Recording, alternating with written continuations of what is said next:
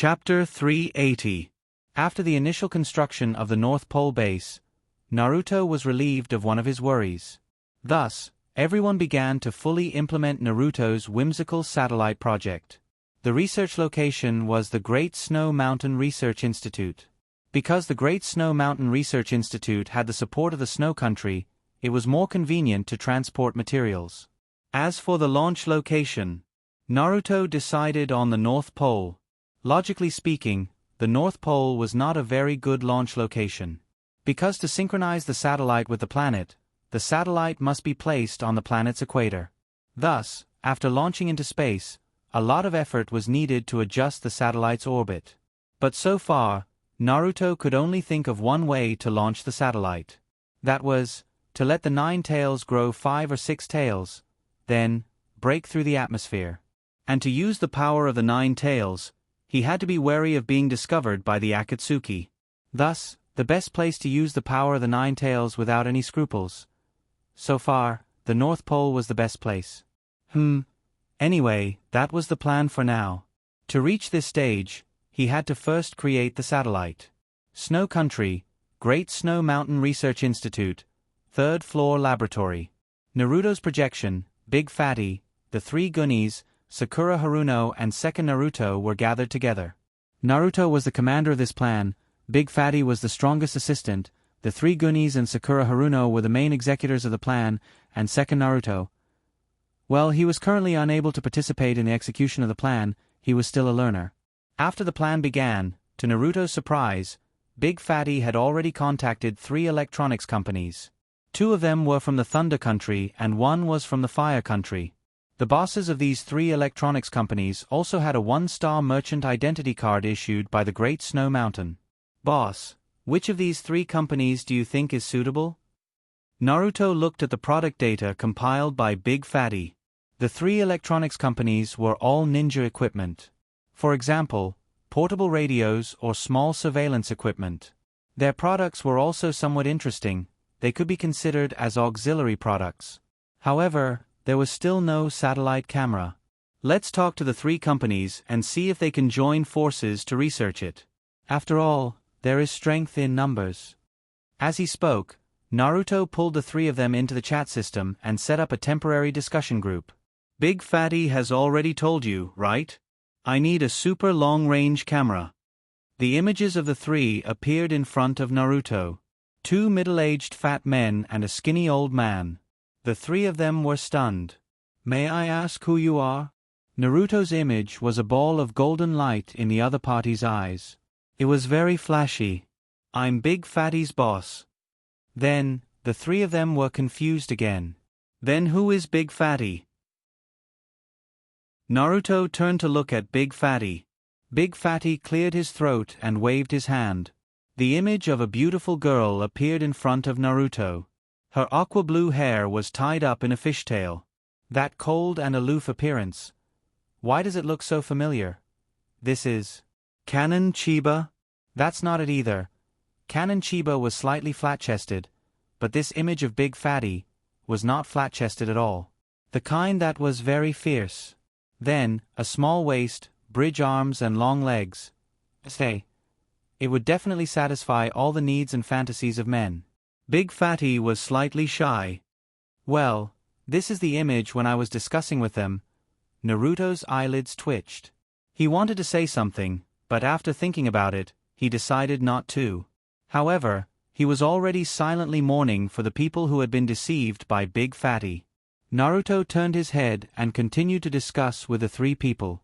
Simply put, I'm one of the creators of the spiritual network. Do you have any other questions? When the 3 of them heard this, they hurriedly lowered their heads and bowed. They didn't even dare to breathe loudly.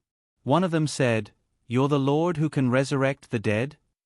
Naruto turned his head to look. The one who spoke was the skinny old man, who was the oldest. He asked curiously, "You also came to Snow Country to watch the resurrection ceremony?" The old man became excited. "Not only did I watch it, I've already signed a contract. After I die, I'll have to ask the Lord to resurrect me." The rest of the conversation was simple. After coordinating with Naruto, the three families decided to work together to create the satellite camera that Naruto needed. The reward that Naruto gave them was a ticket to resurrection. However, although the satellite camera was agreed upon, Naruto believed that it would take at least a few years before it could be put into use. There was no way it would be able to make it in time for this launch. After ending the call, Naruto said to everyone, "Well, Big Fatty did a good job this time. Although it won't be used in the short term, it's still something to look forward to. Then, let's officially start the plan. This time, the satellite will still use a one-way sensory barrier. What we need to use is a high-precision one-way sensory barrier. Then, we'll leave behind an electronic camera interface. This way, the second-generation satellite can be directly upgraded from the first-generation satellite. Secondly, we'll add a summoning array. This way, we can directly use the reverse spirit communication technique next time." Little Gunny said enthusiastically, "The current spirit communication technique requires a life form as a spatial coordinate. This time, Big Brother Naruto, who do you want to use as a substitute? Is it him?" Little Gunny pointed at the second-generation Naruto. There was a reason why Little Gunny asked this question. Naruto had already left Bai in the North Pole to act as a spatial coordinate. However, leaving the second-generation Naruto in space? Wouldn't that be too much of a waste? The second-generation Naruto was not angry at being pointed at. He calmly thought for a moment and replied, "If you need me to do this, I have no objections. However, I think my brother is more suitable because he has more free time." Naruto launched the first-generation Naruto into space? This was interesting. However, Naruto already had someone else in mind. He stopped smiling and looked at Little Gunny. "I think it's better to launch you into space." Little Gunny opened his mouth wide and looked at Naruto with a pitiful expression. "I'm so obedient. Can you not do that?" Naruto shook his head with a smile. "I'll keep this a secret for now. You'll know when the satellite is launched." Everyone's eyes glanced at the second-generation Naruto from time to time. After all, compared to ordinary people, the Edo Tensei was more suitable for this position. The second-generation Naruto felt a little uncomfortable being stared at. He said vaguely, "If you want me to go, I'll go. However, I think my brother is more suitable." Naruto smiled slightly and did not reveal the answer. In Naruto's mind, the most suitable candidate to be launched into space was the Shiba Inu. The Shiba Inu was a mutation of the rock clone. It could control rocks, so it could disguise the appearance of the satellite as a meteorite. The Shiba Inu with the satellite, it was perfect. Naruto praised his own idea. At the same time, the Shiba Inu in the country of rain was still running happily in the mountains. It was indulging in the mountains and rivers, sometimes pouncing on butterflies, sometimes rolling in the grass. It had transformed into a real Shiba Inu and was having fun. I wonder how it would feel if it knew that it was scheduled to be launched into space. In the country of rain, it was still raining. Deidara received the mission a week later, so he was quite free during this period. At this time, Scorpion knocked on the door. Scorpion had short red hair and the appearance of a handsome teenager. The little flying squirrel's ears twitched, then it turned over and went back to sleep. The little flying squirrel's bed was newly bought and was the size of a normal person. Deidara originally wanted to install a running wheel, but Naruto firmly refused. Deidara went to open the door. "What's the matter?" Scorpion said, "I'm here to teach this little guy the sealing technique." With a bang, Deidara closed the door with a backhand. Naruto's consciousness was still in the Great Snow Mountain Research Institute, so the little flying squirrel was sleeping soundly. Deidara looked at the little flying squirrel sleeping soundly and breathed a sigh of relief. There was still a week before the bet, so he hoped that the little flying squirrel would fall asleep immediately. He did not want to acknowledge a rat as his big brother. If that happened, he would become the laughing stock of the team leader. Dang! Dang! Dang! Although the door was closed, Scorpion did not intend to give up. At this time, the little flying squirrel finally woke up. Chapter 381. The Land of Demons, a Country Full of Mystery. It was rumored that the witches of this country could predict people's deaths. And they had never failed. Don't lose bet, Sama, do you really think there's someone in this world who can predict death?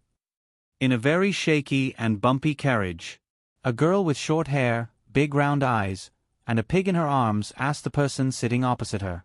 The person called Don't Lose Bet, Sama, was a woman lazily leaning against a long-haired man. If Naruto was here, he would immediately recognize them. The people in the carriage were the fifth-generation Naruto, who was being eyed by many forces covetously: Tsunade-sama, her little assistant, Shizune, and her lover. Oh, right, there was also the poor pig that was always bullied by Dobby, Dolphin. On the official road to the Land of Demons, wisps of steam slowly rose from the cracks in the sand, distorting people's vision. Today's weather was surprisingly hot, but according to the solar system, winter should not be far away. The coachman was wearing a huge bamboo hat. Under the hat was a listless face. He looked at the scenery around him that was distorted by the heat and couldn't help but feel irritated. He couldn't help but complain about the name of this guest. Don't Lose Bet, Sama? What a strange name. He didn't know if it was because he really didn't lose, or because he was bound to lose every bet, so he gave it the opposite name. The discussion continued in the carriage. Tsunade yawned, and her eyes were watery with sleepiness. Predict death? What a terrible ability. It would be great if I could predict life and death. I'll just take that witch home, and, he. Predict life and death? Ordinary people wouldn't be able to understand these vague words. The people of the perverted generation might have thought of a certain bra, but the people in the carriage, including the pig, were all very clear. What they felt meant was dice. This kind of value in life was simply incurable. At the same time, in the Land of Rain, Sasori's small class started. The student was a little mouse the size of a teacup, a flying squirrel. The little flying squirrel had big eyes, a small round face, and a pair of big ears that were different from ordinary flying squirrels. One word to describe it was cute. Sunlight shone through the window, refracting away some of the strong light. The remaining light shone on the little flying squirrel's fluffy fur, making it look even cuter. However, although the hair looked fluffy, it was actually not very long. It was considered short hair. Deidara knew this best because he had confirmed it when he was bathing that it was a solid mouse. The little flying squirrel sat on the table with its short tail pressed under its butt. It would struggle from time to time. Today was one of the rare days where there was no rain in the rain country. Therefore, the little flying squirrel, or rather, Naruto, was very happy. As a result, he spent more time in the country of rain. Scorpion, is there anything you don't know about the selection of array bases? Sasori was sitting in the shadow of the window, leaning against the wall. He wasn't wearing Akatsuki's blood cloud windbreaker, but rather a white high-collared cashmere shirt. He didn't look like a ninja who killed without batting an eyelid. He looked more like a big brother next door. Naruto replied, "You said it very well. I understand everything you said." At this time, Deidara, who was irritated on the side, couldn't help but complain, "You're just pretending. If you understand, then use a seal. I'm curious about how you make hand seals with your 4 fingers." Then Deidara looked at the little flying squirrel's toes and said with a strange smile, "There are 5 toes. Are you going to make hand seals with your feet?" Naruto looked at Deidara with pity. What an ignorant mortal. Who told you that hand seals must be made with human hands? Besides, it's not impossible to make hand seals with your feet, such as a certain perverted sennin. Naruto was too lazy to speak. Sasori hesitated and said, "Hand seals? It's really a problem. Ninja beast, this is a limitation in ninjutsu. As far as I know, there are only a few races that can use ninjutsu proficiently, such as Sandame Naruto of the Woodleaf Ninja Village in the Land of Fire, and Toad of Mount Mayaboku. Ape Demon King? Naruto had an impression of it. Wasn't the last mission in the underground trading house to find the Ape Demon King? He didn't know if the client had subdued the arrogant old monkey. As for Toad, he had also seen a few. Toad Tadashi, who was used by Jiraiya as a means of transportation, and Toad Gamuta, who would complain about Jiraiya as long as he was summoned. But your bet with Deidara is to learn Fuinjutsu, which doesn't affect anything. Sasori's knowledge of Fuinjutsu is not high. Curse seals can replace hand seals, which Naruto has already confirmed. But now he is a student. The little flying squirrel pretended to understand and nodded. Deidara couldn't help but complain, "What's the point of learning something that can't be mastered? It's a waste of time and life. If you had the time to learn Clay Bomb with me, you might have learned it by now." Naruto ignored the worried Deidara and continued to learn from Sasori. Although Sasori's knowledge of Fuinjutsu is limited, there are some knowledge that Naruto doesn't know. For example, in the field of energy conversion, this is still a blank in the field of Wood Leaf's Fuinjutsu. Naruto has a hunch that after learning, the chakra manufacturing system from the Snow Country will usher in an opportunity to upgrade. One is fusion, one is separation. What will it be like when the two are combined? One thing is certain, the vitality extracted from cells cannot be transmitted in the spiritual network. Therefore, the spiritual network is supplied by chakra. And because the spiritual force contained in chakra supplied by the Great Snow Mountain is artificial, although it has no independent will, it also affects the conversion rate of chakra's nature change. Simply put, there is a certain rejection reaction.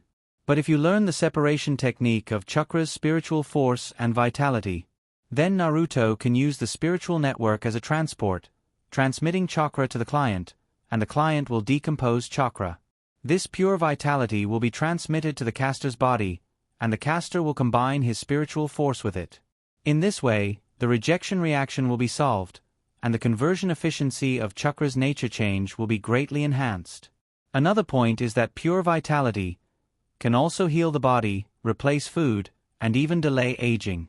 Of course, these are still theoretical. After Naruto learned about the core function of Sasori's body, he thought a lot. "Senior Sasori, let's continue to learn. I think I understand it well today, and I can learn more." Sasori asked a few questions casually, and Naruto answered them easily. Then Sasori's small class continued. Deidara on the side was even more irritated. Although he didn't want to admit it, Deidara had vaguely felt that this little flying squirrel might really learn Fuinjutsu. What should I do then? Be spoiled by a mouse Tion? So desperate. Deidara couldn't help but complain. Why are other people's ninja beasts so obedient? But his ninja beast is like this.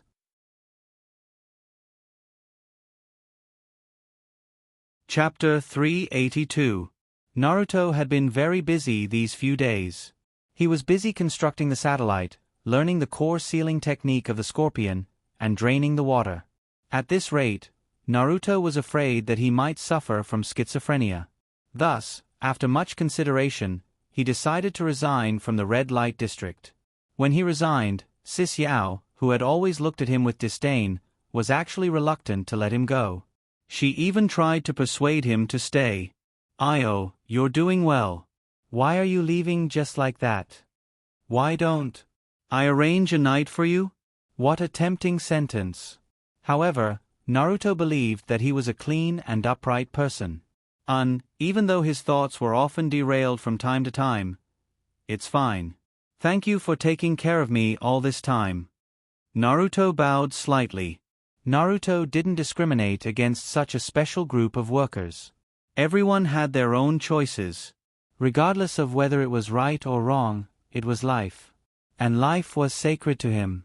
After bowing, Naruto intended to turn around and leave. However, what made things awkward was, Kakuzu, who he had been waiting for a long time, was walking toward him from the corner of the street. Motherfaster's if Kakuzu walked into the shop right now, Naruto swore that he would castrate him. Of all times, he chose to come right when he resigned. He must be sincere. He must be doing this on purpose. He must be a bully. Naruto stared at Kakuzu. Kakuzu walked over without looking at him. Sis Yao followed Naruto's line of sight, and her body suddenly trembled. She didn't greet this regular customer as she usually did. Instead, she was rooted to the spot as though a spell had been cast on her. Kakuzu walked over without a care in the world, brushed past Naruto, and then entered the shop. Naruto, mother asterisk cur, I'll castrate you before you die. Also, I hope you don't get it up today. Naruto cursed him viciously in his heart. Sis Yao muttered softly, why is this man here? It seemed like Sis Yao didn't want to see Kakuzu. I won't be seeing you off. Let me know the next time you come, and I'll arrange it for you. After saying that, Sis Yao turned around, intending to return to her room. How could Naruto leave at this time? He is the dignified child of the prophecy, the dignified god of the future shinobi world. No, the god of the future shinobi world. Why did he stay here for half a month? Wasn't it all for this son of AB *TCH? If the person who waits for the rabbit is a fool, then the person who guarded the rabbit but let it go was the most foolish person. Naruto admitted that he was not an idiot. Wait. Sister Yao. Sis Yao turned around. Is there anything else? What was he going to say at this time? What nonsense was there to say at this time? Naruto felt extremely embarrassed. Naruto also recorded this embarrassing incident on Kakuzu's head. It was all because of this son of a bitch. If he had come a day earlier or a day later, this wouldn't have happened. No matter how intelligent Naruto was, he didn't know what to say. I'll stay here for another day? Wouldn't it be too inexplicable if he said that? Sis Yao looked at Naruto strangely. Just say what you want to say. There's no need to be polite with me. Say my ass. Naruto's heart was filled with sorrow. Say that I left my clothes inside? Say that I need to use the toilet? Say. Naruto's mind was already in a mess. The person who dared to launch the first man-made satellite in the shinobi world actually couldn't think of a countermeasure at this time. Suddenly, Sis Yao came to a realization. Oh, you brat. Sis Yao glanced at Naruto seductively, then walked over and raised her hand to pinch Naruto's face. Wait for me to make arrangements for you tonight. What do you mean wait for tonight?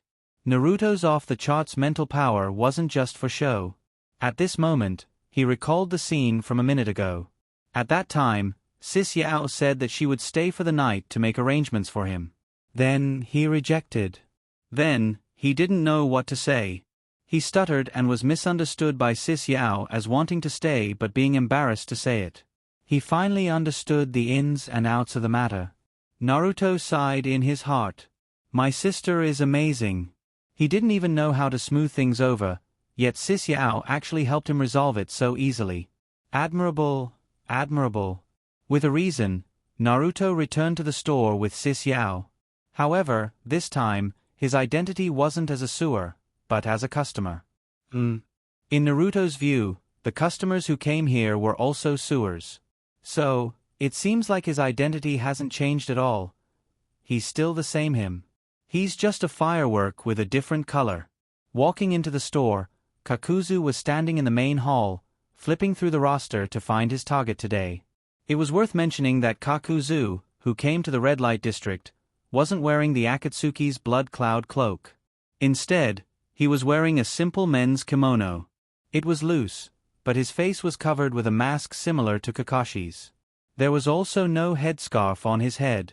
Instead, it was replaced with white tights. No, it was a mask. From the looks of it, he was a strange person, the kind that wasn't likable at all. This, and this. Kakuzu tapped on the roster 3 times. Go and arrange it. The receptionist didn't look like an old woman at all. Instead, she looked more like a soldier on the battlefield waiting to be inspected. She stood straight and replied in a formal manner, Yes, I'll prepare it for you. Then, Kakuzu was taken away. Naruto could clearly feel that after Kakuzu was taken away, the tense atmosphere in the store suddenly relaxed. Who is that person? You all seem to be afraid of him. Naruto remembered that when Kisame and Uchiha Itachi of the Akatsuki came in their uniforms, these girls weren't even this afraid.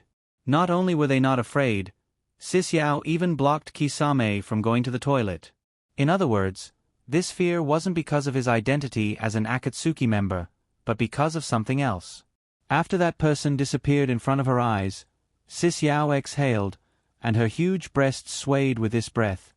This person is a strange person. Every time he does it, he has to ask for it to be done in a pitch-black room, without any light. After he left, the girls all fainted in the room. All I could see was that there were traces of ropes tied around his body. Other than that, the girls refused to say anything. No light. He must be afraid that others would see his hideous appearance under his clothes. Naruto remembered that Kakuzu's body was pieced together, and it was extremely hideous. Furthermore, his mouth was a split monster. The traces of ropes tied around his body should be the black tentacles in his body? Thinking of this, Naruto suddenly felt a chill run down his spine. As expected, looks were justice. Don't ask so many questions. That fellow gives me a bad feeling. Don't cause any trouble for him. Find an empty room to rest. I'll send you some food later, and then I'll prepare a feast for you tonight. To be honest, Naruto suddenly felt that the current Sis Yao was much cuter than before. It was a completely different treatment from when he was a worker. Tonight, stay? Naruto felt his mouth dry up. The horn of justice sounded in his heart. Naruto muttered to himself, I'm staying for Kakuzu. For Kakuzu. But how should I approach Kakuzu now? Should I use spirit transformation to secretly follow him?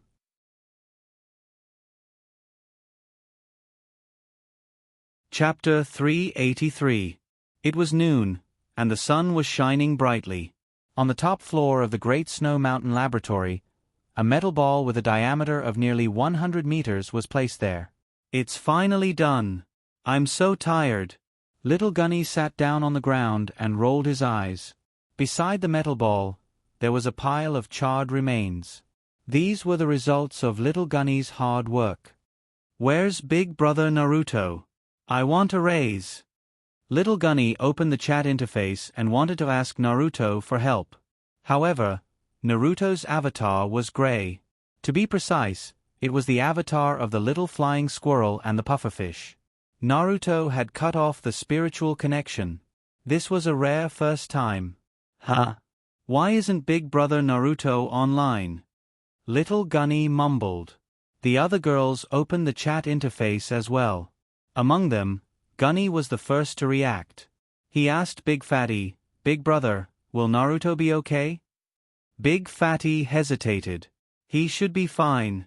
Boss cut off the connection himself. Knowing that Naruto cut off the connection, Gunny began to think. It's suspicious that he cut off the connection in broad daylight. Could it be that Naruto is doing something bad? Could it be that Naruto was doing something bad? No, but he was looking for something bad. 3 women and 1 man. Naruto's spiritual body was attached to the wall as he quietly approached. After making sure that he was not discovered, a black rune slowly approached from the crack.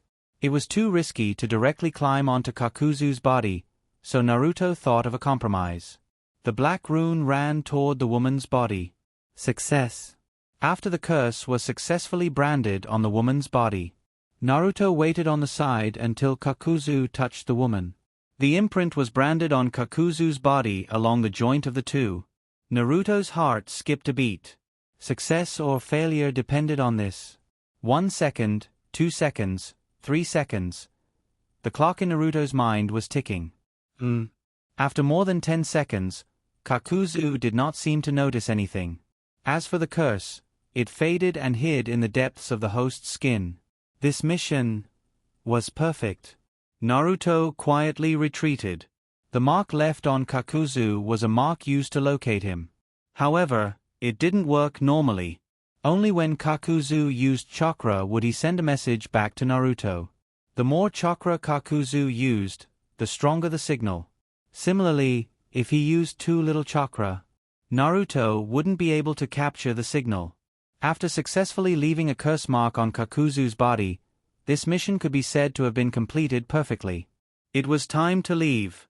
Naruto didn't want to stay here until night fell. He didn't want to. Naruto told himself again and again that he didn't want to. Then, he planned to leave.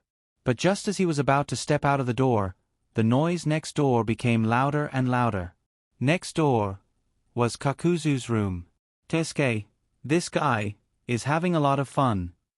Naruto suddenly decided to do something. Then, he returned to the house and took out a scroll. He found a few medicinal herbs and started to concoct them. 1 minute later, the noise next door was still reverberating. Naruto finished concocting the medicine. He walked out of the house and poured the medicine through the crack in the door of Kakuzu's room. Then, the medicine disappeared at a speed visible to the naked eye. This was a sign that the medicine was rapidly evaporating. Naruto held his breath and counted in his heart, 5, 4, 3, 2, 1. The noise from inside was still the same.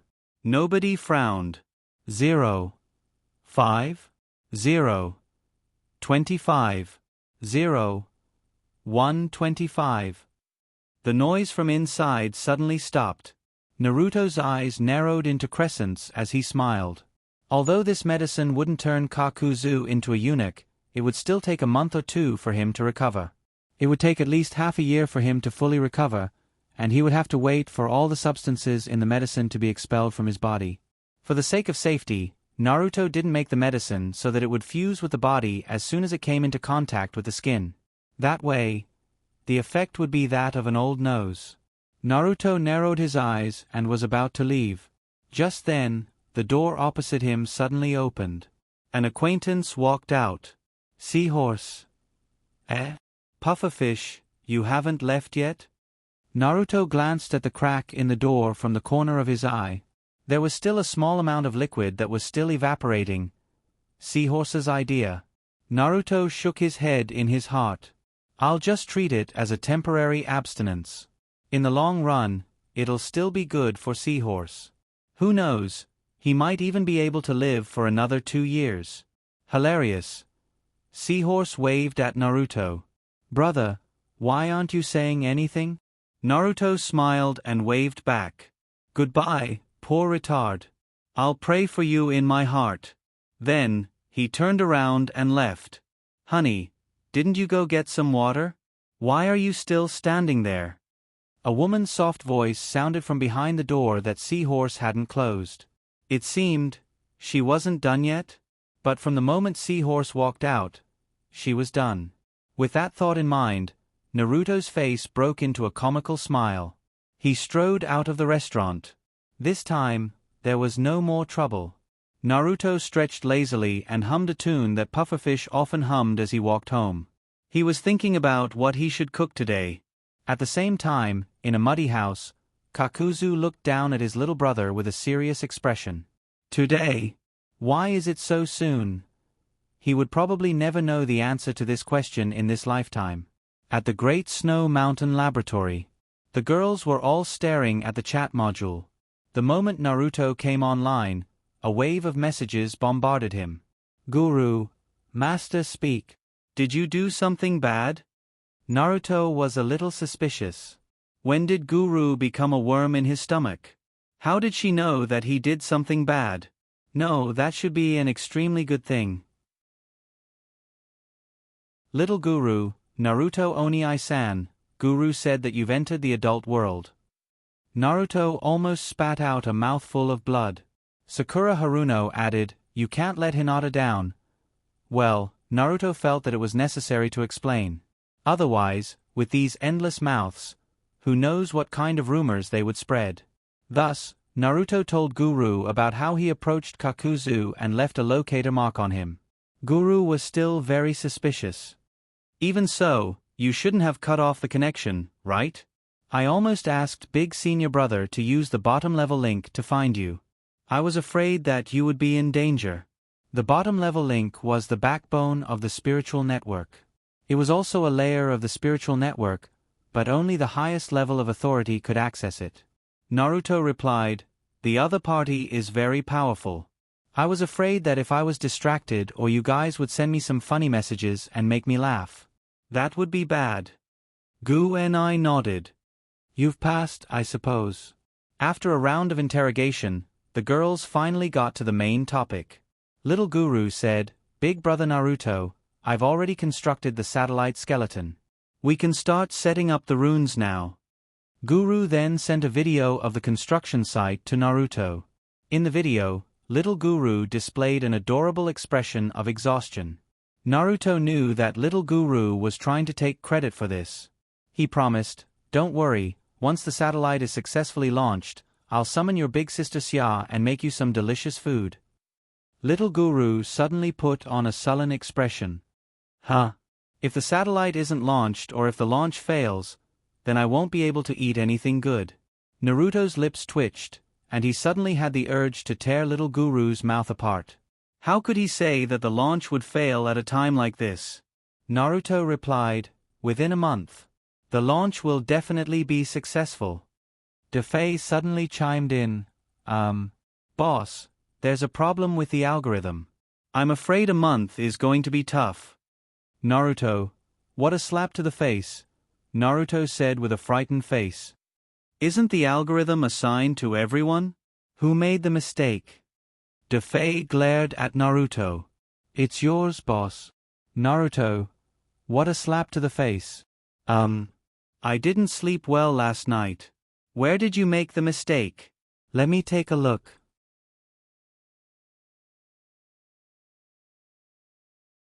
Chapter 384. Wahahaha.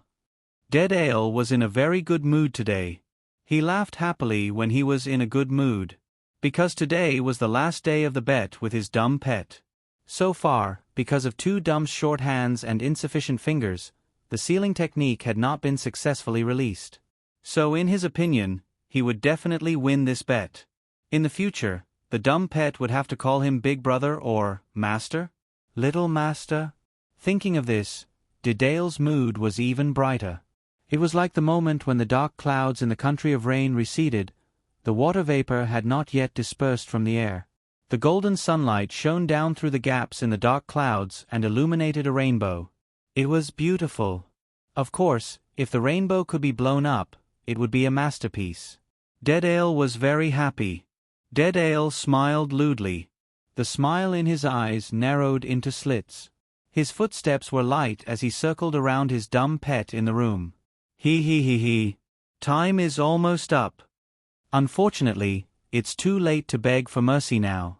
Who told you not to accept my peace negotiation yesterday, Tessa? And if there was a tail, it would definitely be in the sky now. But Naruto's gaze fell on Dedale's head. Deidara's soaring braid was like a small flag rising up and down. Is this considered a tail? If this is considered a tail, then Dedale's brain. Isn't it a big butt?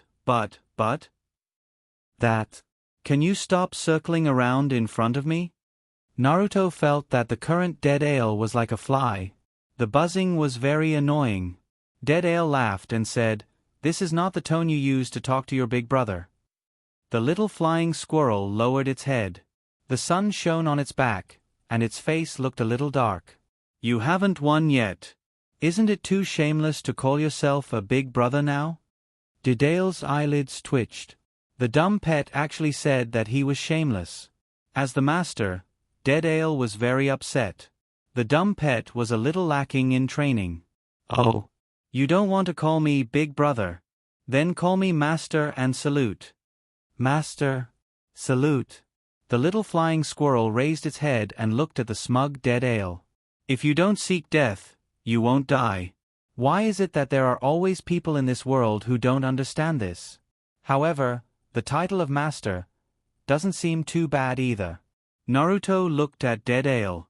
Because of Big Eye's cuteness, in Dedale's perspective, this was the arrogant and silly pet begging for his forgiveness. However, Dead Ale had already made up his mind to train his pet well. Therefore, he had to pretend that he did not see it. Deidara raised his head. Naruto didn't understand why Dead Ale suddenly raised his head arrogantly. You want me to call you Master if I lose? He asked in return. Dead Ale proudly replied, That's right, you also have to kneel on one knee. Deadale glanced at his dumb pet. He felt that the pleading look in his dumb pet's eyes became stronger. Kneeling on one knee can be discussed, but you must call me master. The corners of the little flying squirrel's mouth curled up. Then if you lose, you'll have to call me master, human pet. Deadale rolled his eyes and said contemptuously, "The premise is that you can win?"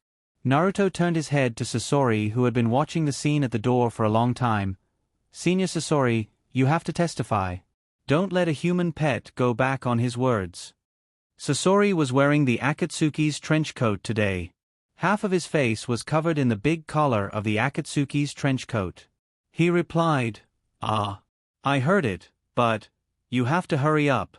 The mission will start in half an hour." Deadale and Sasori's mission was to go to the underground exchange to accept the assassination mission, and then do something to the corpse to track the stronghold of the underground exchange. Sasori looked up at the clock and said in surprise, "Time passed so fast?" Then, he immediately changed into the Akatsuki's clothes. At this time, Deadale suddenly thought of something. He looked at Naruto and said, "By the way, you don't have a team uniform yet. I'll ask them to make a set for you when we go to the underground exchange." Akatsuki's team uniform? He was a little tempted. Once upon a time, he dreamed of changing the school uniform into the Akatsuki's uniform. Unfortunately, he was now a mouse. "I don't need it, right? Wearing that thing. Wouldn't it be troublesome to change my size again?" Deadale replied, "It's not troublesome. You can ask for special materials. As long as you provide some chakra, the clothes will change according to your body shape." "It can be like this?" "That's right. Without this material, the Akatsuki clan would be naked." "But why didn't I see this product in the shop manager's ninja shop?" "Well, it should be because the demand is low. After all, only the Akatsuki clan is needed in the wood leaf. And the Akatsuki clan should have their own purchase, or they should directly provide the wood leaf." This thought flashed through Naruto's mind. Then he turned his attention back to the Akatsuki's clothes. "Cool fire cloud trench coat. I'm looking forward to it." Naruto also looked at the time. There were still 5 hours left before the bet. Naruto intended to demonstrate the sealing technique in the last minute so that Deadale could experience what it meant to have extreme joy turn to sorrow. "Then let's go first." The little flying squirrel lifted its leg and kicked the scroll, causing it to roll and close again. Deadale put on the Akatsuki's clothes and held his bamboo hat. He asked curiously, "You're giving up? You don't plan on learning for a bit longer?" Naruto replied, "Giving up is impossible. I've decided to go to school." Deadale laughed. In his opinion, his silly pet had already given up. He was just being stubborn. Everyone set off. There was no rain in the rain country today. This was very good. The autumn wind blew through the tubular building, bringing with it a hint of coolness that belonged to late autumn. Soon, perhaps tomorrow, it would be snowing in the sky. Naruto recalled that Hinata loved snow the most. Hinata was very happy when they went to the snow country. Then, Hinata should also like the North Pole. With this in mind, Naruto decided to take Hinata to the North Pole when he was free. Well, he could also take Zero and the others, as well as the president.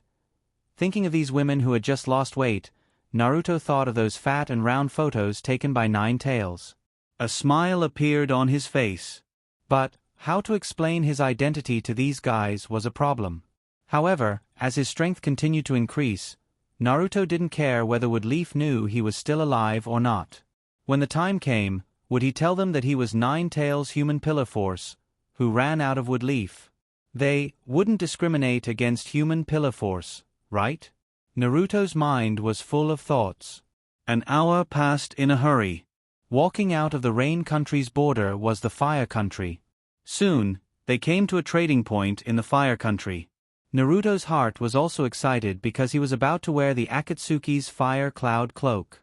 "Silly, why are you trembling?" Naruto was taken aback and looked at Deadale, who was looking at him. "Who are you calling silly?" Dead Ale also reacted. For a moment, he blurted out his thoughts. But, since he said it, he said it. Dead Ale smiled and said, "The name I thought of for you, how is it? Is it very vivid?"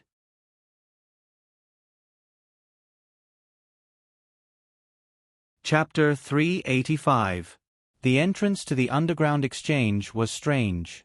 Last time it was a winery, this time it was a slaughterhouse in a small town. "We need a uniform." In the reception room of the underground exchange, Deidara made a request to the receptionist. Then a form was printed out from the printer.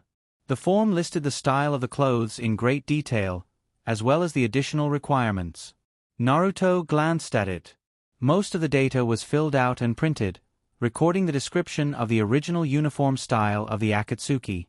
Deidara filled in the additional requirements that could be expanded. Height, 3 measurements and so on. Deidara's pen paused slightly. He couldn't fill in this. Don't you have professionals? This time the uniform is not a person, but it.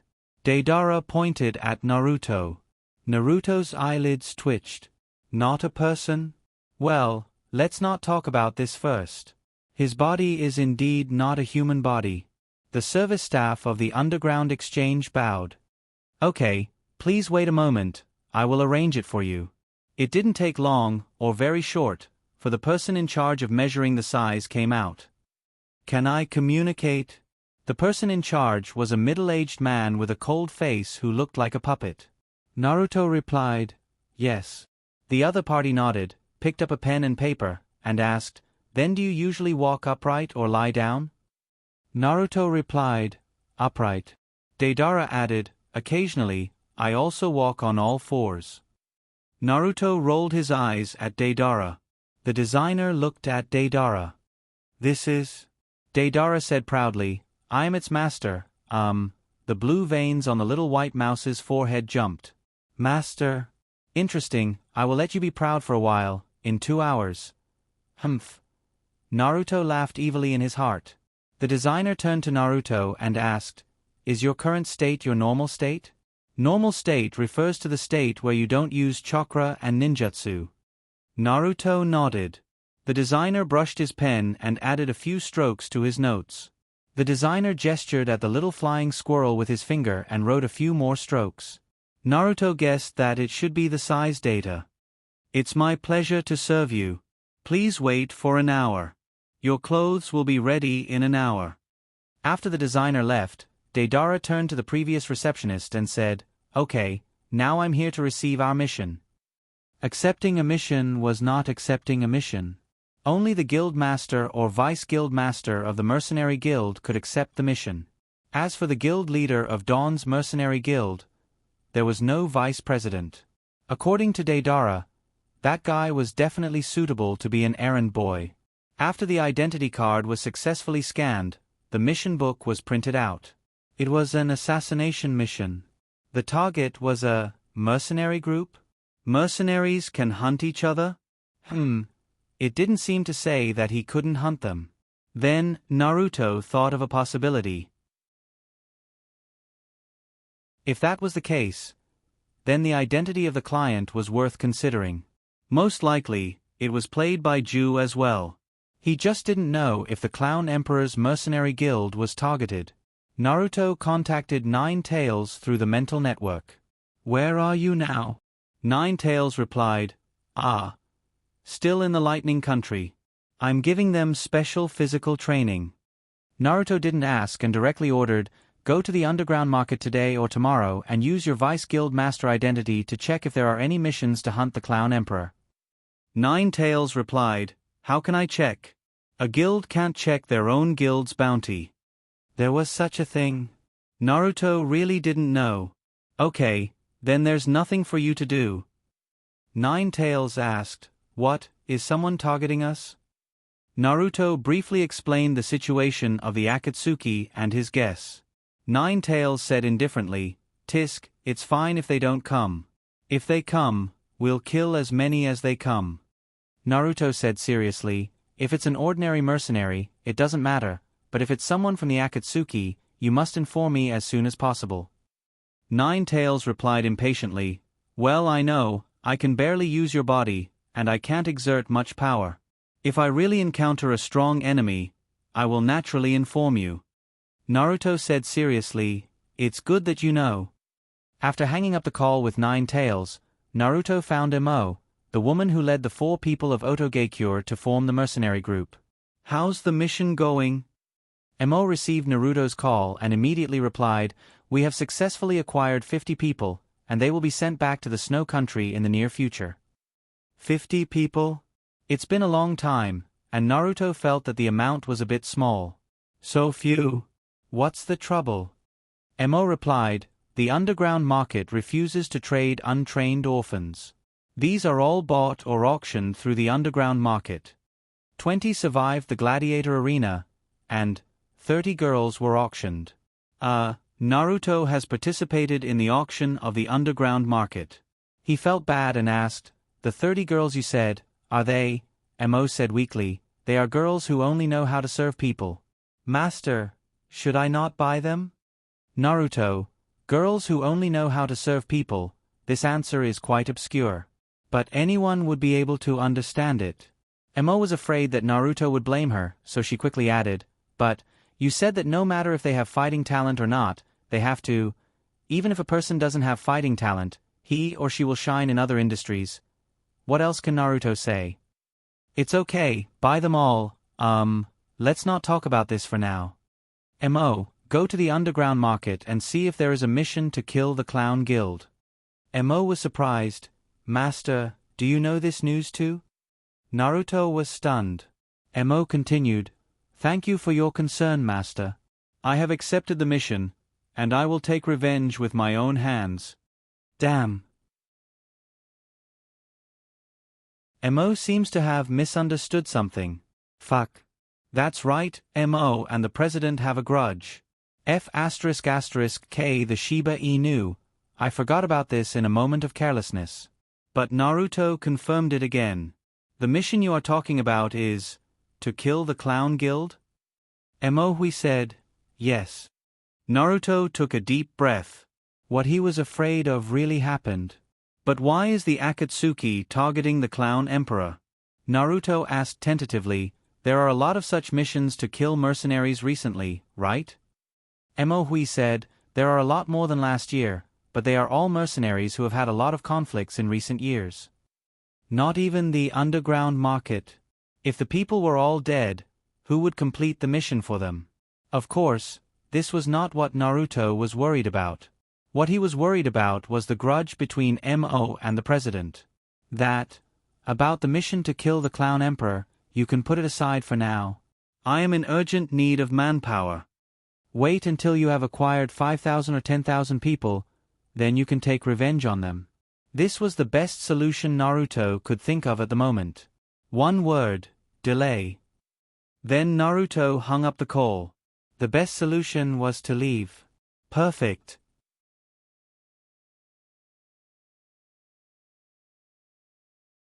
Chapter 386.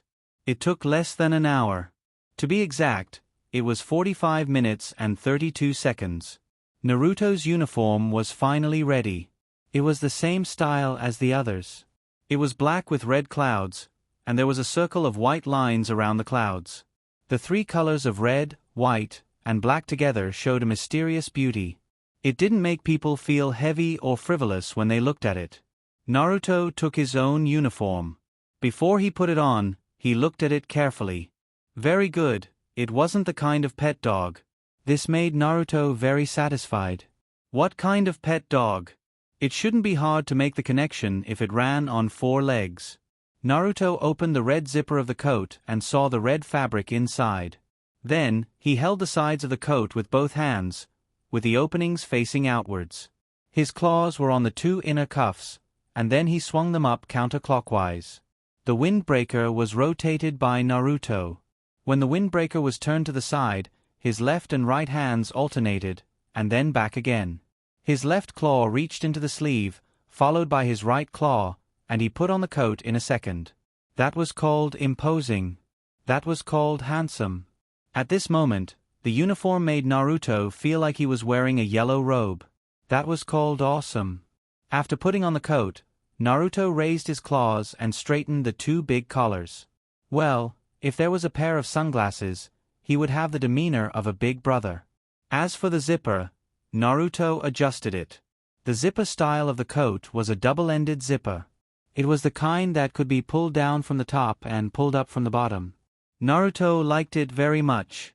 It was a windbreaker, and what he wanted was a kind of demeanor. Naruto pulled the top zipper to his chest and the bottom zipper to his waist. Well, it was similar to the waist, according to the approximate position of the human body. The wind attribute chakra turned into a breeze, and the coat moved without wind. Naruto raised his head, his face calm and collected. How do I feel wearing this? Dedeale's mouth was half open as if he had been immobilized. When Naruto questioned him, he slowly recovered and closed his mouth to prevent the saliva from flowing out. Can you be any more flirtatious? The wind on Naruto's body grew stronger. Then, Naruto was lifted up by the wind. Dedeale took a deep breath and sighed. You're really coquettish. I admire you. But, why don't you become bigger first? Let's see how you've completed the additional conditions. At this time, the fashion designer who had not left recovered from Naruto's flirtatious behavior and said, We need to inject some chakra into the clothes. Naruto did as he was told and infused chakra into the clothes. Then, the clothes actually shrank a little. No, to be precise, it was slightly adjusted and became more fitting. Then, chakra resonated with the cells. At first, Naruto carefully changed from the size of 1 teacup to the size of 2 teacups. After confirming that the clothes also became bigger, Naruto was relieved and continued to grow. In the blink of an eye, he rose to 2 meters. But because of the rapid increase in weight, the wind that lifted his body was obviously not enough. So, Naruto fell directly from mid-air and almost fell on his butt. This made Dedeale laugh out loud. Naruto's body continued to rise. When he reached 3 meters, he lowered his head and looked down at Dedeale with a dark face. What are you laughing at? Dedeale waved his hand repeatedly. I'm not laughing, pfft. Naruto's eyelids twitched. He glanced at the clock from the corner of his eye. There were still 2.5 hours left. Laugh. The happier you laugh now, the more miserable you will cry later. The 3-meter-tall mouse turned to look at the designer of the clothes and asked, What is the limit of this clothes?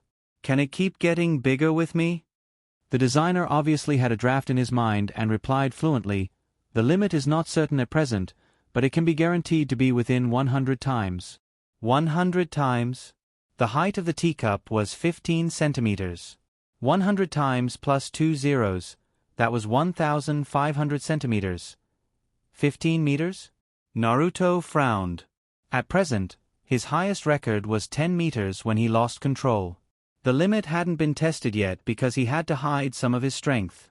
Although his performance was already monstrous enough, the Akatsuki was originally a gathering place for monsters. So, at present, it was still very ordinary. Naruto muttered to himself, 15 meters should be barely enough. Naruto lowered his head and looked at the clothes again. There were a total of 4 clouds on the clothes of the Akatsuki. 1 on the chest, 1 on the back. The other 2 were down, on the left and right sides of the clothes. Naruto liked it very much. But he always felt that something was missing.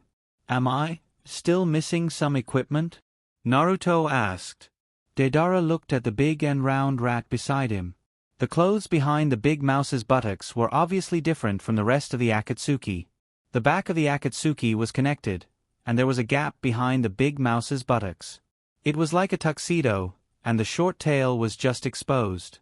This was a very considerate design. What's missing?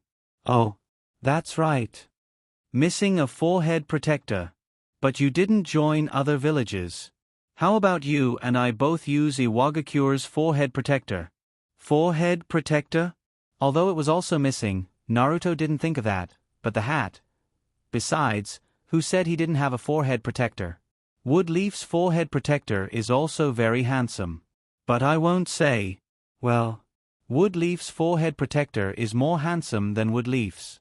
Naruto added another sentence in his heart. Deidara said to himself, well, it's decided. Then he turned to the staff and said, make me a small forehead protector. The same as mine, and then put it on. But Naruto refused. I don't want it. I'm not talking about a forehead protector, but a hat. Naruto pointed to the top of his head. Deidara suddenly realized, a hat. But the hat wasn't made from here, it was made by Conan, because of the rain. Tion, it was raining. Naruto, Deidara turned his head and said, when this mission is completed, I'll help you get one. Naruto emphasized, it can also be big or small. Deidara said affirmatively, well, I know. Then he said with some uncertainty, that forehead protector. Naruto's attitude was firm, no. At this time, Sasori, who had been silent on the side, finally raised his head and said, if there's nothing else, let's go and start the mission. Then they finally left the underground trading house. Along the way, although Naruto refused to wear the same forehead protector as Deidara, Deidara was still very happy. Deidara was very naughty when he was happy. From time to time, he looked at Naruto, who chose to ride on Sasori because he disliked Deidara and said, too dumb, although I know you don't want me to be overtired, you can still act spoiled on master. Naruto began to be more silent. Until the time was almost up. Rolling's face suddenly smiled and two good-looking dimples appeared. Big Dumb, I suddenly want to perform a magic trick for you. Naruto smiled very cheekily. Sasori next to him thought of a possibility and then looked at the time. At this time, Deidara still didn't know what was going to happen and accused, although I call you too dumb, you can't call me Big Dumb, but, magic, you can still perform it,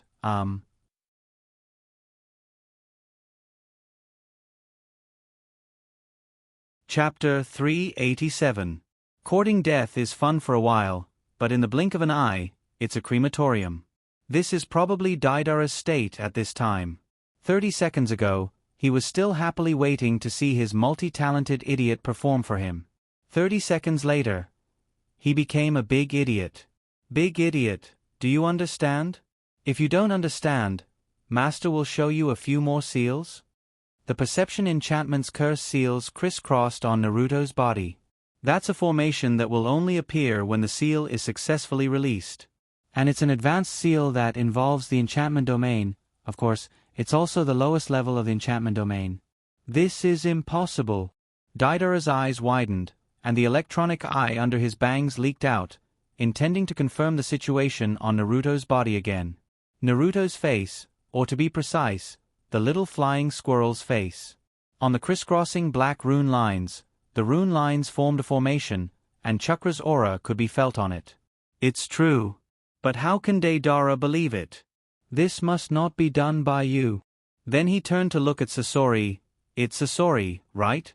It must be Sasori who helped you in secret. Sasori looked at Deidara with an expression of looking at an idiot and clarified, I didn't do anything. Deidara was still stubborn. Impossible. You must want to see me make a fool of myself, so you made this little move. Deidara wants to renege on the debt? How can Naruto let him do as he wishes? He has been angry for a day today, waiting for this moment to explode. So he jumped down from Sasori, then I'll stay away from Sasori, okay? So no one will help me, right? Deidara was a little guilty and didn't answer. Naruto jumped down from Sasori's shoulder and removed the seal. I'm going to recast the technique, you have to watch carefully. Naruto didn't say anything. Deidara would watch very carefully. This is a matter of reputation. Naruto reformed the seal on his hand. Because he was missing a finger, Naruto's seal looked somewhat different from Ninja. But surprisingly, the seal was successful. Scorpion was also watching this scene very seriously. From the fluctuations of the perception barrier, as well as the structure of the runes, he could see that this was only the most basic perception barrier. Based on the level of the barrier, there wasn't anything special about it, but the technique used to cast the spell was clearly different from what was recorded. That was quite surprising. Sasori thought of Uchiha Itachi, who can make hand seals with one hand. Could it be that this little mouse was on the same level as that person? Even Scorpion himself felt that this thought was somewhat absurd. Naruto looked at the speechless Deidara with a smile. Human pet, you should call me master now, right? Deidara's face turned red. Don't call me human pet. Otherwise, I'll really get angry. Naruto looked at Scorpion. Senior Scorpion, you are the judge.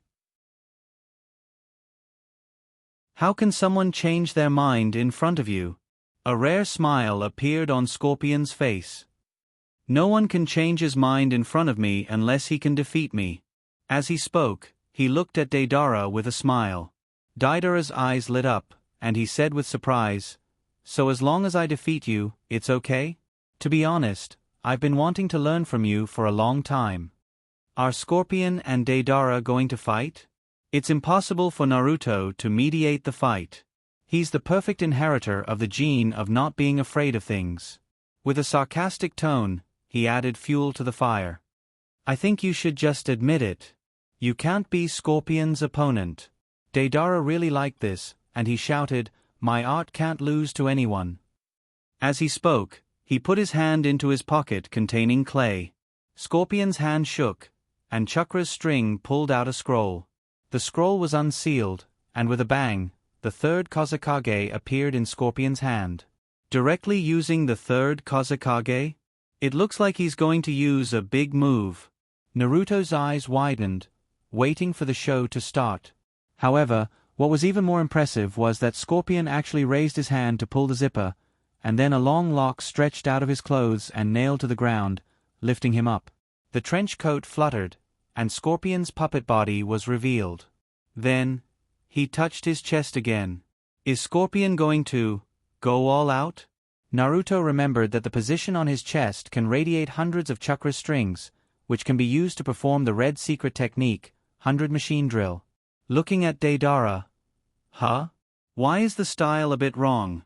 Deidara's face was black, and then he painfully covered his stomach. Rumble. Deidara's stomach made a sound, and then Deidara hugged his body and bowed like a prawn. Scorpion's hand that was about to twitch the scroll stopped, and he said with surprise, I haven't made a move yet. You shouldn't be scared like this, right? If that's the case, I think I should change partners. Deidara ignored Scorpion, raised his hand, untied his pocket containing clay, and poured out all the clay inside. Then he grabbed a handful and sniffed it on his nose. He roared, Who did it? Who put laxatives in my clay? Naruto quietly turned around, and then quietly tiptoed, ready to slip away.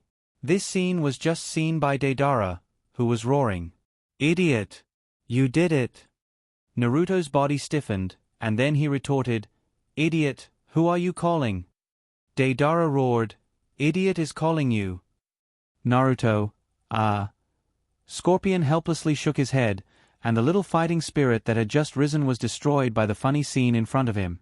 These two buffoons can always do something that makes people not know whether to laugh or cry. The chain that stretched out from his abdomen retracted back into his stomach like a long snake. Scorpion fell from mid-air, then picked up his clothes, shook off the dust on them, and silently put them on. Deidara hadn't realized Naruto's language trap, and he angrily said, Why did you put laxatives in my clay? Naruto replied, I'm curious, how did you know I put laxatives in it by smelling it? Deidara said matter-of-factly, A rotten smell, what is it if not laxatives? Rotten smell? Well, the stinky bamboo does have a bit of rotten smell. Because he didn't intend to kill Deidara, Naruto didn't put much effort into making it.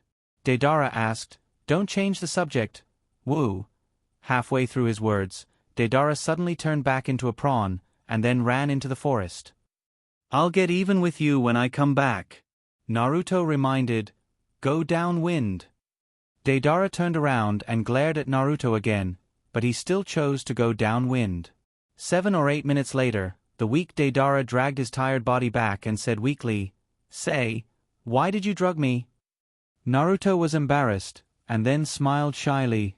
I just wanted to try, if the mouth on your hand is the same as the one on your hand. Then he added, just curious. Scorpion took back the Kazekage and looked at the interesting pair in front of him with a smile.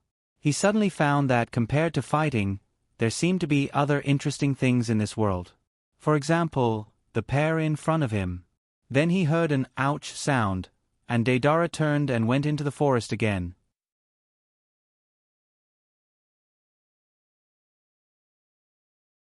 Chapter 388. The Mercenary Guild's hunting mission was not difficult for the Akatsuki, which was full of stars. For a month, Dedale's team received missions, killed the target, and then transferred to another country to turn in the mission. The purpose of transferring to another country to turn in the mission was to explore the transportation beam of the underground trading house. At the same time, it was also to find more strongholds. Ju's avatar also cooperated with this mission. Dedale's team was responsible for hunting, and Ju's avatar was responsible for tracking. The whole plan was orderly. At the same time, the satellite project of the Great Snow Mountain Research Institute was finally completed. The distance of the one-way enchantment reached 80,000 kilometers with everyone's efforts, which was 6378. 2 kilometers from the Earth's equator. It was enough. However, the practical value was still very low, and it could only track people with identity cards. And the amount of chakra consumed was also very terrifying. The energy reserve of the Great Snow Mountain was only enough to activate it for 10 minutes. It was a secret weapon that only tailed beasts could drive. After the satellite was completed, the next step was to arrange for the launch. In this regard, Naruto's idea was to accept the next month's transportation mission in the Rain Country. It would be a bit difficult to wait for a month, but fortunately, Naruto now had too many things to do. Research and development of armor? No, Naruto planned to open a mercenary academy. On this day, the outside world was sunny, and the Rain Country was rainy. Seahorse, who had nothing to do, leaned against the window, as if enjoying the drizzle outside the window. But in fact, because Naruto's soul was not there, it was in a standby state. At the same time, the little flying squirrel was also in standby mode. It was sleeping soundly in Dedale's clay bag. At the end of the bet, Dedale defended himself against Naruto's crime of drugging him. In the end, he was exempted from the title of human pet and gloriously became Naruto's little brother. From that day on, whenever Dedale wanted to talk to Naruto, he had to say the word "Big Brother" in front of every sentence. Therefore, Dedale's biggest wish now was to let the little guy sleep for a long time. It would be best if he could sleep for a long time. Rumble! The little flying squirrel's stomach growled. Then it quickly opened its eyes and woke up. "I'm hungry." Naruto's hand reached deep into the bag of clay and shouted. Then Dedale immediately took out a pastry from his backpack, opened the package, and handed it to the little paw that stretched out from the clay package. "Big brother, here's your meal." Naruto hugged the egg-sized Harley cake with a paper tube in his arms, leaned against his bag, and began to eat it. After eating, Naruto stood up and was about to throw the oiled paper out. At this time, Deidara said very politely, "Big brother, you can continue to sleep. I'll help you throw away the trash." As he spoke, he snatched the oil paper from Naruto's hand. The little flying squirrel yawned. "Well, I'll go back to sleep then." Seeing that Naruto did not come out, Dedale finally breathed a sigh of relief. After a few minutes, there was an even snoring sound coming from the clay bag. "Go to sleep. It's best if you die in there." Dedale's little face was so dark that it almost collapsed. At this time, Scorpion said hesitantly, "For the sake of health, we should let it come out more to get some sun." Hearing this, Dedale glared at him. "You don't have to call him Big Brother. It's easy for you to say that." "Well," Scorpion laughed, "I think you're already very good at it." Chakra on Dedale's body became restless, and its eyes looked fierce. Scorpion shut up and sped up, but his face was still smiling. 5,000 kilometers away, in a farmhouse in the Fire Country, 50 children were standing in 5 neat rows in a row of 10. In front of them, Ink, who was covered in a black cloak, triggered her identity card, and then a 2-meter diameter aperture appeared around her body. Ink adjusted the amount of chakra's delivery, and the aperture expanded by 3 times. Everyone stand in the aperture. Those who don't stand in the aperture, or those whose body is exposed outside the aperture, will die. The 50 children were 11 or 12 years old, and the older ones were 17 or 18 years old. Hearing Ink's instructions, they stood in the aperture obediently. The teleportation array was activated, and the aperture rose, illuminating everyone in it. The next moment, a white light flashed. Boom! The mist rose, and everyone disappeared from the house. In less than 10 seconds, Ink teleported back. She walked out of the door. Outside the farmhouse, the 4 people of Otogekure who were reincarnated by Edo Tensei looked at each other. Jirangfang said, "It seems that the mission is completed." Soon, a system prompt came in their ears. Mission progress updated. 50 people have been handed over. System, points reward has been received. Please check it yourself. Shujin stuck out his tongue and licked his lips. This habit seems to be learned from Orochimaru. He whispered, "Then let's withdraw. By the way, what about those people in the dark? I really want to kill them." Ink said indifferently, "It's the order from above. If the other party doesn't do anything, don't worry about them." Toyo didn't look at Ink and said sarcastically, above, aren't you tired of talking about it all day? But if it weren't for the above making you the captain." "Humph," Jirangfang said, "Toyo, don't talk too much." Toyo turned his head and shouted at Jirangfang, "It's none of your business, fat pig." Devil Child Maru frowned. "You've died once, can't you restrain yourself?" Everyone was silent. Ink turned and took the lead to leave, followed by the others. Although Toyo's face was still unhappy, he didn't say anything more. In the dark, or in the eaves, or in the shadows of trees, several people's figures emerged. One of them pointed to the house, and 2 people went to investigate. The house is empty. There are no hidden compartments. 50 people disappeared in front of their eyes. Although they had witnessed it several times, they still felt incredible. It seems that they really have the space technology that Sama needs. The person who issued the order frowned and looked in the direction of the group of people leaving. He hesitated and said, "Withdraw, and send the information back." Snowy Mountain, under Songshue Town. This is a huge space opened up by ninjutsu. Among them, the most conspicuous thing is a huge stone pillar every 5 meters. The 50 children who were teleported were silent, nervously staring at the masked ninja in front of them.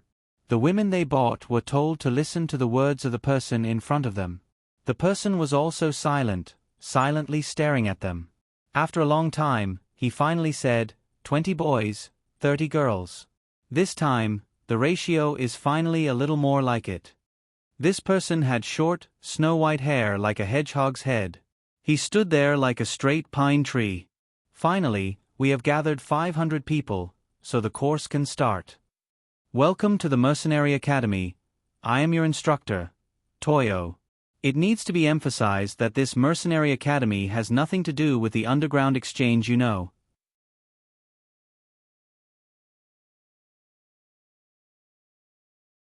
Chapter 389. What did Naruto hate the most in his previous life? The school. The evil school had destroyed all of his youth, but today, he had become the headmaster, the principal of the Mercenary Academy, and after Tobarama explained things clearly, it was his turn to speak on stage. He remembered that when he was in school, his favorite thing to do was to curse the head of the dean to lose a few more hairs. Then his future students won't also curse his hair? Naruto was suddenly worried. Snow Country, under Songshue Town. Among the 50 orphans, there was a small girl who was quietly hiding behind the person in front of her.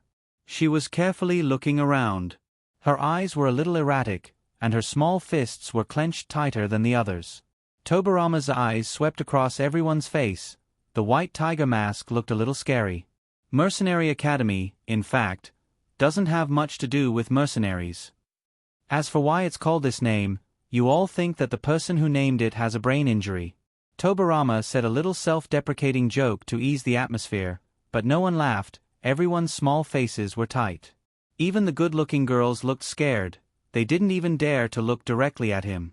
Tobarama was a little puzzled. Am I so terrible? If you want me to take off the mask, it should be more intimate. Tobarama complained in his heart, and then went straight to the topic. This school is divided into 2 campuses, one for daily life, and the other for combat.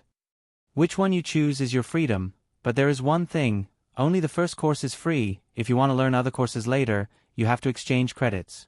I emphasize that credits are very important here. You can temporarily understand it as money, but soon you will find that it is much more important than money. Well, you know so much now. After you have your respective student cards, there will be more detailed explanations. Tobarama glanced at the faces of the group of children, curled his lips.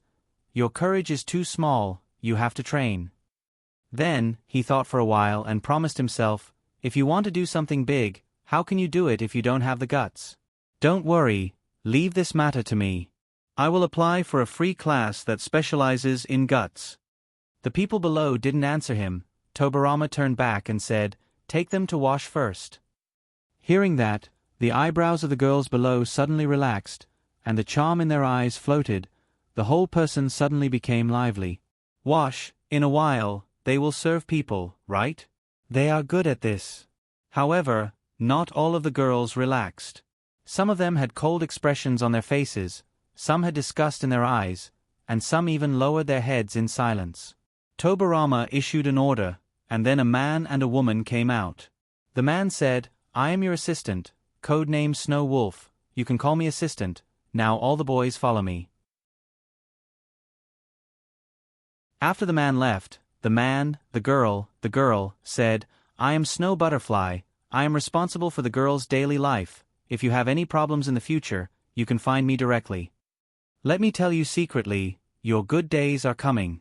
Well, the first sentence was okay, but the second sentence caused a lot of misunderstandings.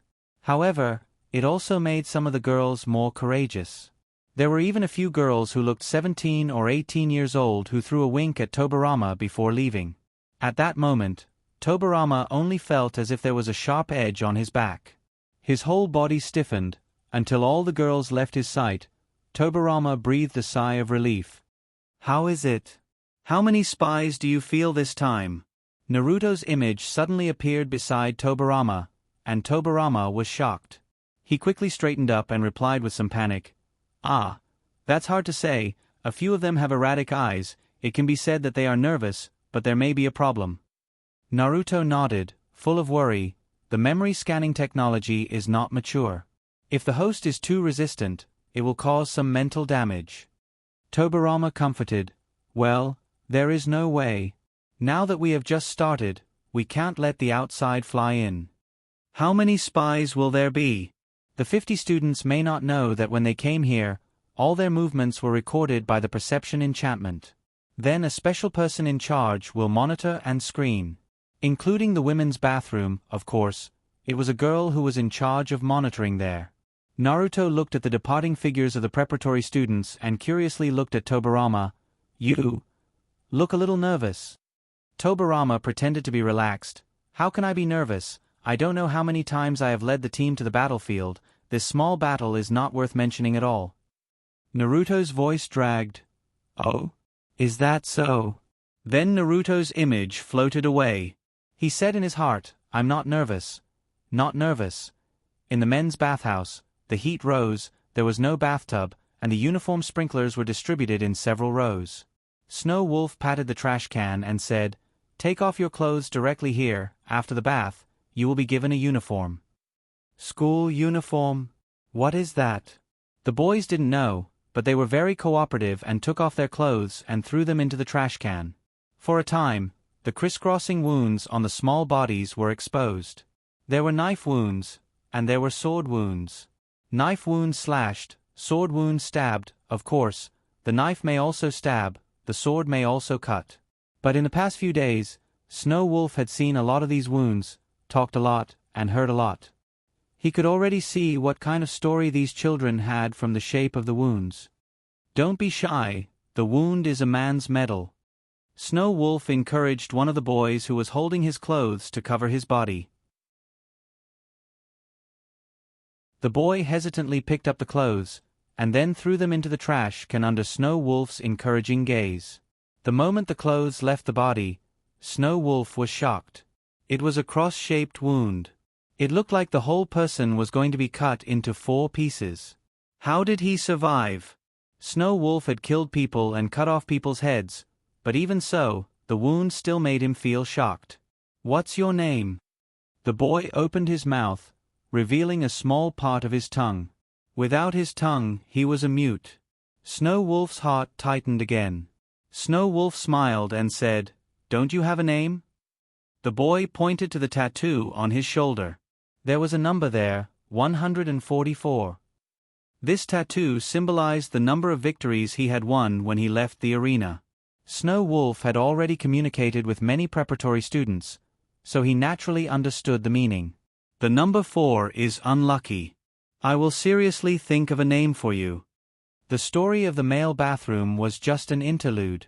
After everyone took a shower, everyone received a set of clothes that belonged to them. Sky blue, very loose. The principal said that because he doesn't know everyone's height and weight, he will deal with it first. The school uniform will be remade in the future. But I feel that this set of clothes is not bad. By the way, there is a student card in your left pocket. Now, drip blood on it to bind. Then, you will know what kind of place this is and what is waiting for you. After that, there will be an entrance ceremony. The principal will give a speech.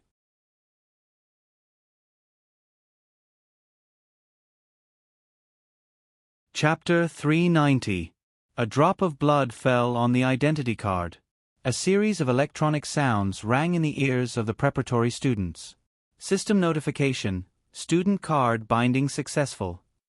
System notification, acquired primary spirit link authority. The voice sounded in their consciousness, and its sudden appearance startled many of them. At the same time, the virtual panel activated and covered their vision. System notification, navigation sprite data module activating 10%, 50%, 100%. System notification, navigation sprite default choice is Lord Little Gunny. Then, a tang sound came from the virtual panel, and a cute little gunny with a pair of wings appeared in front of them in a dazzling flash. "Welcome to the Mercenary Academy. I'm your navigation sprite, Little Fairy Sister." These children from the underground market had never seen such a scene before, so they were all on guard. "Who are you?" Questioning voices sounded one after another, and at the same time, it created quite a bit of chaos. Snow Wolf cleared his throat at the right time. "Everyone, don't be too nervous. What appeared in front of you is just an image to introduce and answer your questions." Someone explained, and the restless children calmed down a little. The sprite in front of them explained after the questions. "I'm your navigation sprite, and my mission is to guide you through the beginner's tutorial. First, I'd like to introduce the Mercenary Academy to you. The Mercenary Academy is a mysterious academy built in a spiritual realm that doesn't exist in the real world. There, you will be able to choose the subjects you want to learn according to your own wishes.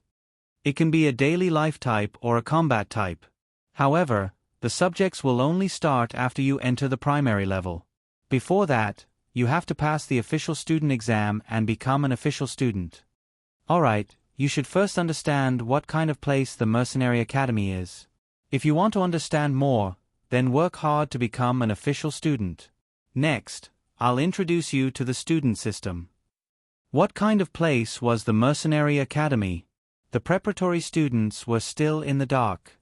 However, their attention was quickly attracted by the magical student system. The navigation sprite flew to the middle of the panel. First, I'll introduce the composition of the preparatory students' operation panel. The students' operation panel is controlled by the students' thoughts. Now, focus your attention and move the circle of light to the left. The student's spiritual power was already connected with the system. The moment the spiritual power hit the circle of light moved according to the student's thoughts. The system wizard said, "Very well done. Now use the circle of light to lock onto your teaching assistant." The preparatory students looked at Snow Wolf, and the halo landed on his face. The data related to the Snow Wolf was displayed in the form of translucent text on the operation panel.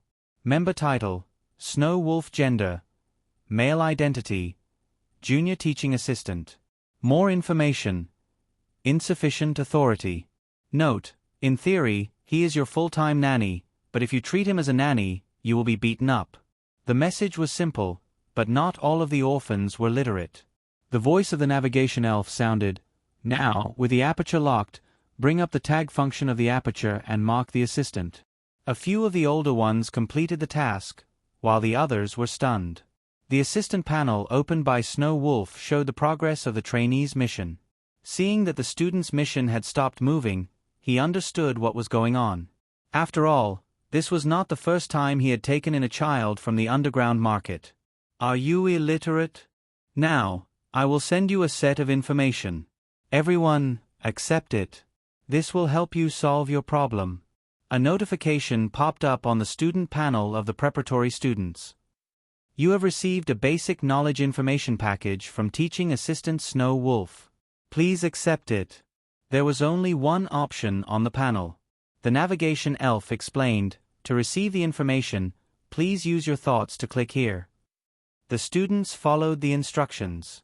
Receiving progress bar: 50%, 100%. The system notification said, "The basic knowledge information package requires a higher level of spiritual connection authority. Please relax your body and click confirm." Confirm. The person who clicked confirm felt his vision go blurry. Then he heard the system's voice again. The system's electronic voice sounded, "The basic knowledge information package has been successfully downloaded. The Super Brain tool has been activated. Now lock onto the teaching assistant again and proceed with the Super Brain tool's usage tutorial." The circle of light locked onto the teaching assistant again. Again, it was displayed in the form of text. But this time, there was a small circle of light above the text. The electronic voice said, "Control the small circle of light to cover the text in the information box." The circle of light covered the text. Then a small llama and a question mark appeared at the edge of the text box. The electronic voice said, "The small speaker button at the top is for voice reading. The question mark button is for keyword search. Now click the small speaker button." Then, the information about the teaching assistant was broadcasted in the form of voice. The Super Brain tool's teaching mission continued. Now lock onto the word teaching assistant alone. Which word was teaching assistant? The moment the thought arose in the student's mind, the color of the word teaching assistant in the text box became darker. Was it these two words? The student used the small circle of light to lock onto it. The small speaker appeared again. The electronic voice said, "Now click the question mark button below." The student curiously pressed the button below. Then, the explanation about teaching assistant appeared. The system's electronic voice said, "The Super Brain tool is a multifunctional tool. Becoming an official student will unlock more functions." The students who successfully loaded the Super Brain tool's teaching mission continued. And the person who hesitated also attracted Snow Wolf's attention. It was a young man standing in the corner far away. He was 1.7 meters tall and looked to be 16 or 17 years old. Snow Wolf walked up to the man and smiled. "Why didn't you accept it?" The young man raised his head and said, "Mental link is an illusion, right? If I agreed, I would fall into your illusion, right?" Snow Wolf smiled kindly and said, "You know quite a lot, but what does that matter? You've already sold your life to me, haven't you?" The young man's eyes were cold. "The ones who sold my life to you were those bastards in the underground market. I never agreed." Snow Wolf looked at the young man curiously. At first, he thought he caught a rat. But with the young man's frank reaction, he didn't seem like a rat. Snow Wolf looked at him for a long time. The atmosphere in the bathroom was silent. Some people continued with the system's teaching without looking at others, while others stopped and looked over, waiting for the next development of the matter. Snow Wolf suddenly laughed heartily. "Actually, I don't like the way those bastards do things." "Then, you can understand it in another way." We didn't buy you, but we used money to save you from there. The young man was ready to resist, but Snow Wolf's words were completely unexpected. You saved us? What's the difference?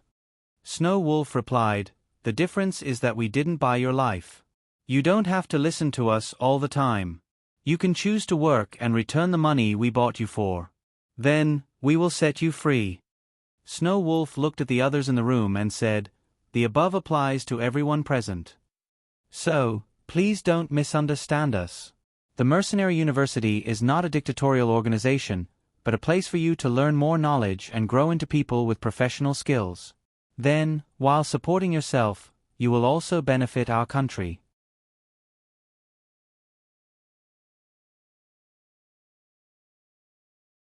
Chapter 391. The young man stared at Snow Wolf. He couldn't believe what Snow Wolf said. But on the other hand, Snow Wolf's gaze was extremely sincere. Snow Wolf's smile was as bright as the sun, and he didn't know what to do. Was this a disguise? After seeing all kinds of ugliness in the world, he didn't know how to trust this world anymore. Snow Wolf spoke again, if you still have doubts, you can give up the student card. I will arrange another job for you. When you pay back all the money, you will be free. But I have to remind you that the cost of a student card is very high, and it's a one-time item. Now that it's bound to you, the card will be useless if the contract is broken. Therefore, the cost of this card will also be charged to your account. The young man asked, how much? Snow Wolf said, sigh, to use money to measure this card, in my opinion, is the greatest blasphemy to this card. This is a work of art. Do you see the carvings on it? That is the masterpiece of Lord Gunny. The runes on it are the crystallization of wisdom. Snow Wolf, who was quiet, suddenly became a little nervous. But with Snow Wolf's praise, the others also began to look at the palm-sized card in their hands.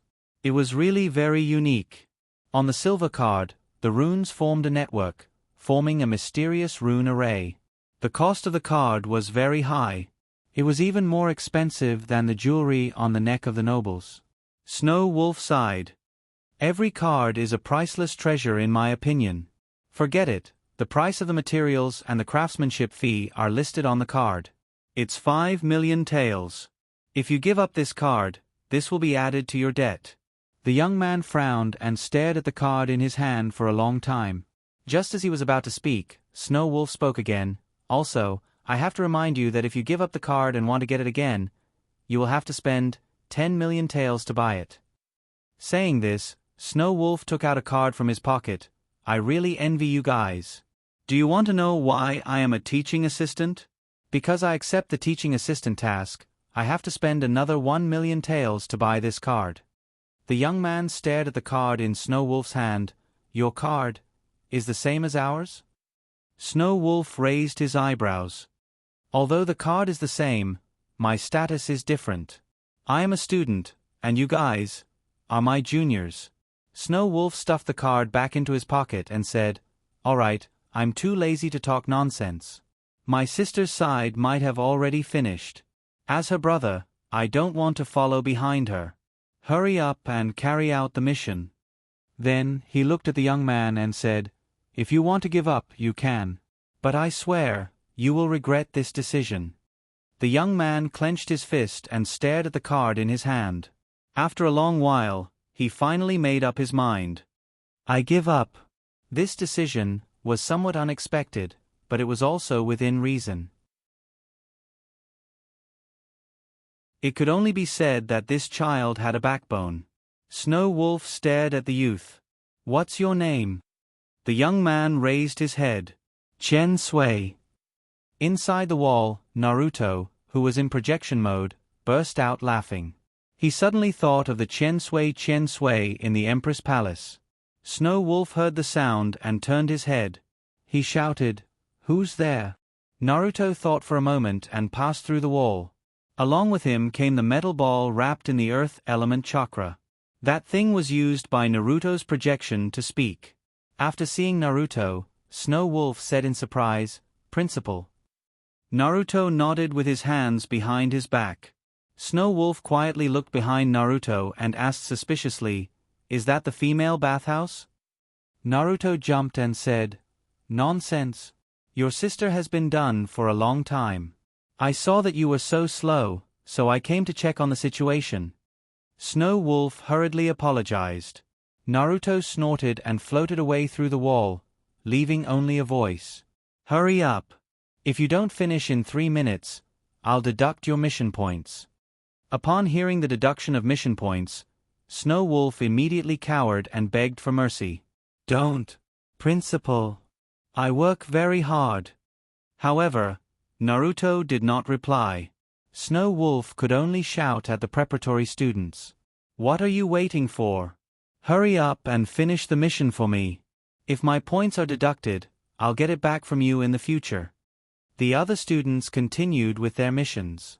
Snow Wolf opened the teaching assistant system and cancelled Chen Sui's card. After the account was successfully cancelled, the operation panel in front of the young man and the virtual little Guinness disappeared. His vision returned to the vision of an ordinary person. Snow Wolf said to Chen Sui, Kid, you'll work with me from now on. Chen Sui nodded and said, The 5 million taels of money for the card and the 100,000 taels of money for the auction of me, I'll pay it all back. Snow Wolf glanced at Chio. Also, the teleportation fee from the Fire Country to here is also 5 million taels. The total is 10,010,000 taels. Chen Sui's eyes widened. 10 million taels. You're robbing us. Snow Wolf said disdainfully, Robbing us? Do you think we're short of money? Chen Sui opened his mouth and did not know how to answer. To be able to buy so many people in the underground market, it was not something an ordinary person could do. Such a person would not be short of money. Snow Wolf smiled. We're not short of money, but we're short of free labor like you. Free labor? Chen Sui suddenly felt a sharp pain in his heart. Did he really make the wrong choice?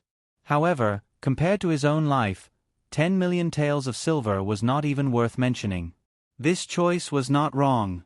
Wasn't it just 10 million taels? He could earn it back. In the eyes of the other students, the tutorial continued. The little Guinness pointed at the bottom right corner of the operation panel. Next, I'll introduce the points panel. Now, please click here. The preparatory students followed the instructions. Then a translucent panel appeared in front of them. Remaining points, 0 points. The little Guinness pointed at 0 and said, This will record your points. You can use them to buy courses or exchange them for money. The exchange rate is 500 taels. In addition, after becoming an official student, you'll unlock the credit store. Everyone, work hard. You can buy anything in the credit store. Alright, the preparatory students tutorial will end here. Finally, I'll introduce the last function. It's here. Guinness pointed at the bottom left corner with the school icon. This is the entrance to the Mercenary Academy. Click here and your consciousness will enter the Mercenary Academy. But this entrance will only open when you return to the dormitory. Yes. This tutorial ends here. If you have any questions, you can ask the teaching assistant. System notification. Congratulations to the preparatory students for completing the Student Systems Operation tutorial. Reward: 5 points. Under Snow Wolf's constant urging, the remaining people finished the tutorial of the preparatory student operating system in a minute. Snow Wolf's teaching assistant mission panel showed that he had completed the task of guiding the students through the operating system tutorial. The number of people who completed the task changed from 019 to 1919. At the same time, the next task began: lead the students to the dormitory. Number of people who completed the task: 019. Come. Everyone, follow me. Your dormitory is the best.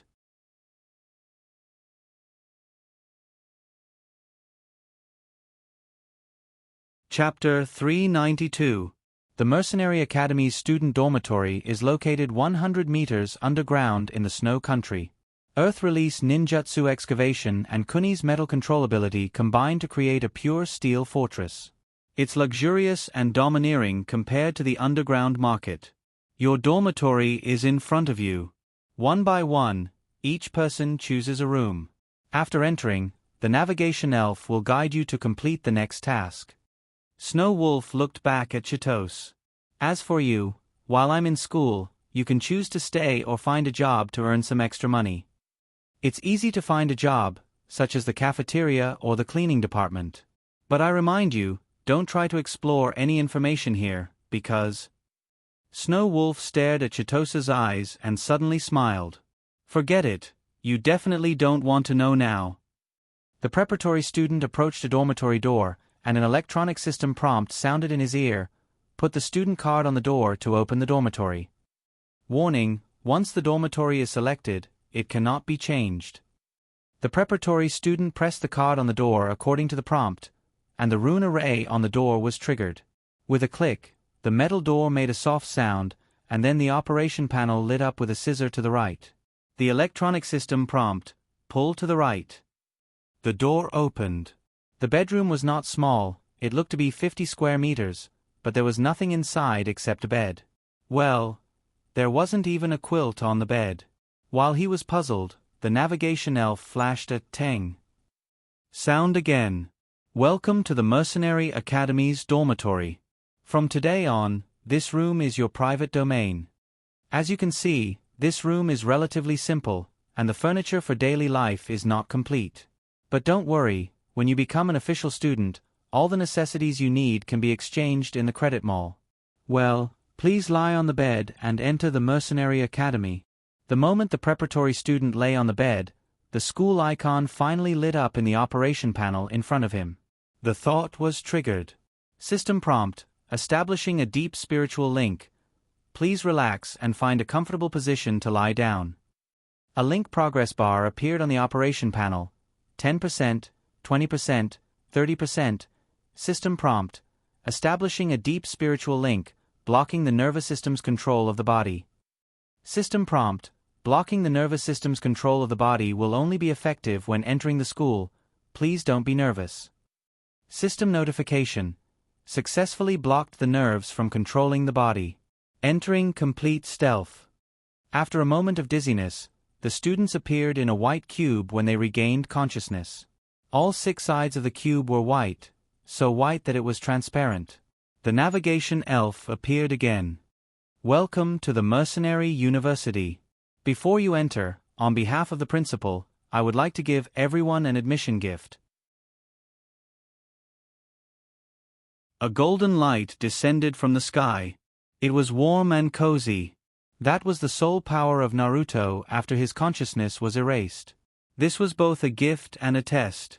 At the same time, in the Great Snow Mountain Research Institute, Big Fatty was staring at several data panels in front of him.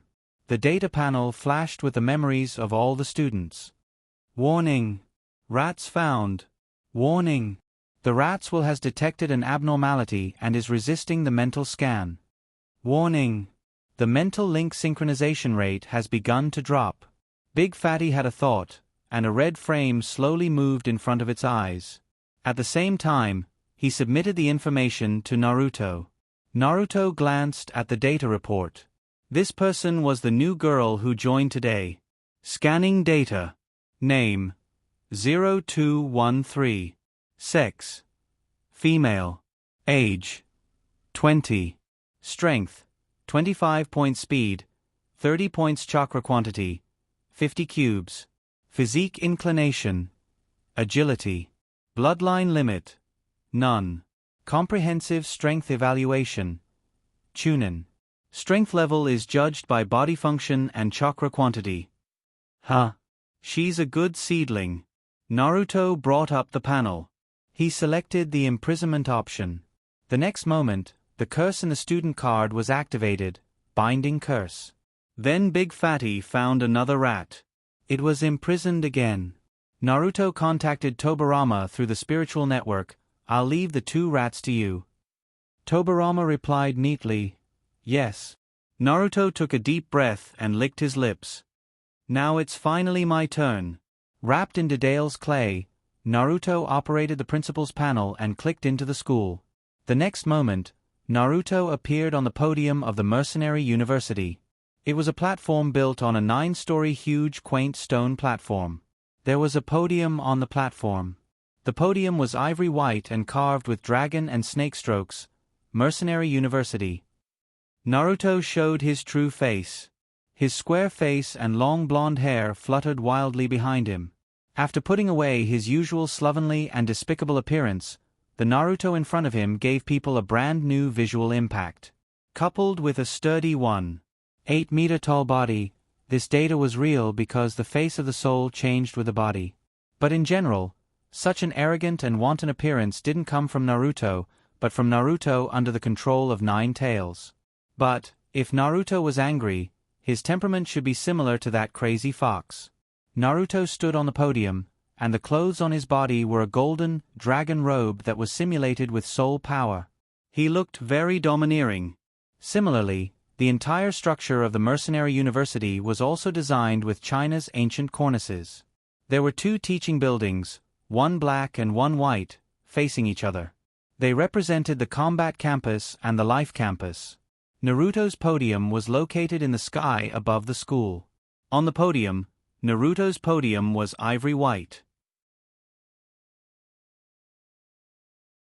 Below the podium, the place where the students stood was crystal clear, and when they looked down, they could see the magnificent school below. Naruto appeared on the podium, and 497 students appeared below the podium. Naruto felt slightly nervous. He thought about the script that Gurney had designed for him and spread his arms. "Welcome to the Mercenary University. I am the principal of this school, Vortex Naruto." Since he didn't hide his appearance, there was no need to hide his name. Naruto believed that as long as someone had an identity card, they would not be able to escape the system's monitoring. The moment Naruto spread his arms, the 2 golden dragons embroidered on his sleeves soared. As the golden dragons soared, their bodies grew bigger and bigger, and clouds rose, and multicolored light shone. Soon, everyone could only see the dragon's body that covered the sky, and it was like a divine dragon that couldn't be seen. Rolling dragon roars shook the surroundings. Naruto waved his hand again, and the dragon and elephant dissipated, turning into golden rain that fell down. The aura of the golden rain was not unfamiliar to the students, and it was the same as the golden light when they came in. Naruto opened his mouth, and his voice rang in everyone's ears. "This rain can increase your spiritual power, and you will understand its wonderful effects when you start cultivating. Now, let's get to the main topic. I only have one question for you. Do you want to become your own master and control your own life?"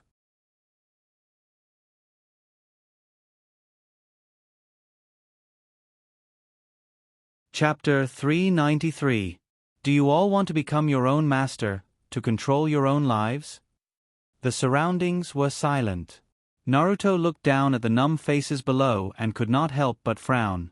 Or, do you all want to be slaves for the rest of your lives, trash for the rest of your lives? He emphasized the words slaves and trash, causing the crowd below to become restless. Some of the boys raised their heads and looked at Naruto. Naruto could see a trace of unwillingness and anger in their eyes. Naruto liked this gaze very much. However, most of the girls were too submissive. The boys below the stage had fought their way out of the arena and were already used to the law of the jungle. If they wanted to live, they had to keep winning. As for the girls, they were taught how to take care of their faces, how to train their sexy bodies, how to sing, dance, and undress. Naruto's finger on the podium tapped lightly. What should I say next? Naruto originally thought that with a shout, the whole world would respond. After all, he had already put on the dragon robe. You all must have something you want to do, right? Those who trained you, raised you like pigs and sold you like pigs should be taking the money they earned from selling you. Don't you all want to do something? Of course, I don't have any enmity with them, so I don't need to incite you all to take revenge. However, you all should have a goal in life, right? Naruto's gaze swept around. Those faces were too low to look up, but as long as Naruto wanted to, he could see them clearly. He could not help but sigh. This batch of students, the looks of the girls, could be called high. As for the boys, they were not as handsome as him. No one dared to answer. Naruto helplessly sighed.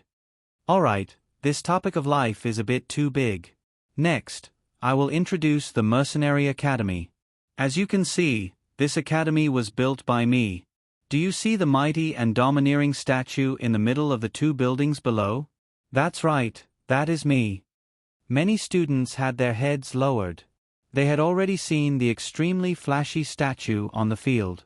However, due to the angle, some of the students couldn't see the face of the statue. At the same time, there were two towering stone pillars on both sides of the statue. The stone pillars were squarish, wide at the bottom and narrow at the top. At the top, there was a blunt point. To put it simply, they were two obelisks. The statue is very handsome. You can slowly appreciate it when you become official students. Now, let me introduce you to what you can learn in this school. To put it simply, it's the ability to support oneself. Combat, a collection of ninjas ninjutsu, genjutsu, taijutsu, sealing jutsu, medical ninjutsu, summoning jutsu, as well as samurai swordsmanship. Simply put, anything that can kill is taught here. As for your future employment prospects, you can choose to be a lone ranger and wander the world, or you can choose to take on various tasks like a ninja. To put it bluntly, the school will not restrict your future. You can choose whether you want to go or stay after you get your graduation certificate.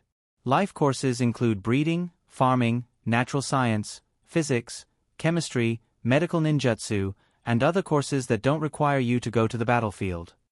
Employment prospects are to live a stable life with your skills. After a simple introduction, Naruto said, "Is there anyone who doesn't want to go to the mercenary school? Now, you can raise your hand." Naruto glanced around. Happily, no one raised their hand. Well, that's all for today. To be honest, I'm a little disappointed in your class. You are the first class of students in this school, but I seem to have a hunch that you will be the worst class in the school's history. Sigh. I have issued the task on how to become an official student.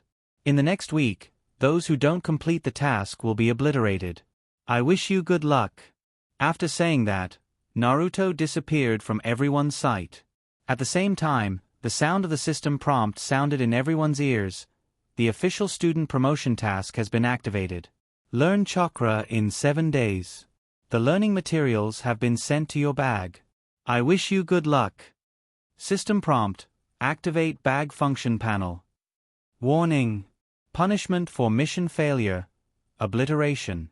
Principal's note, I have helped you improve the quality of your soul. If you can't complete the task, you will die. System prompt, unofficial students will be sent out of the mercenary school in 10 seconds. System prompt, official students, please leave the school on your own. The school will officially start in 7 days. 10 seconds later, the preparatory students disappeared in place.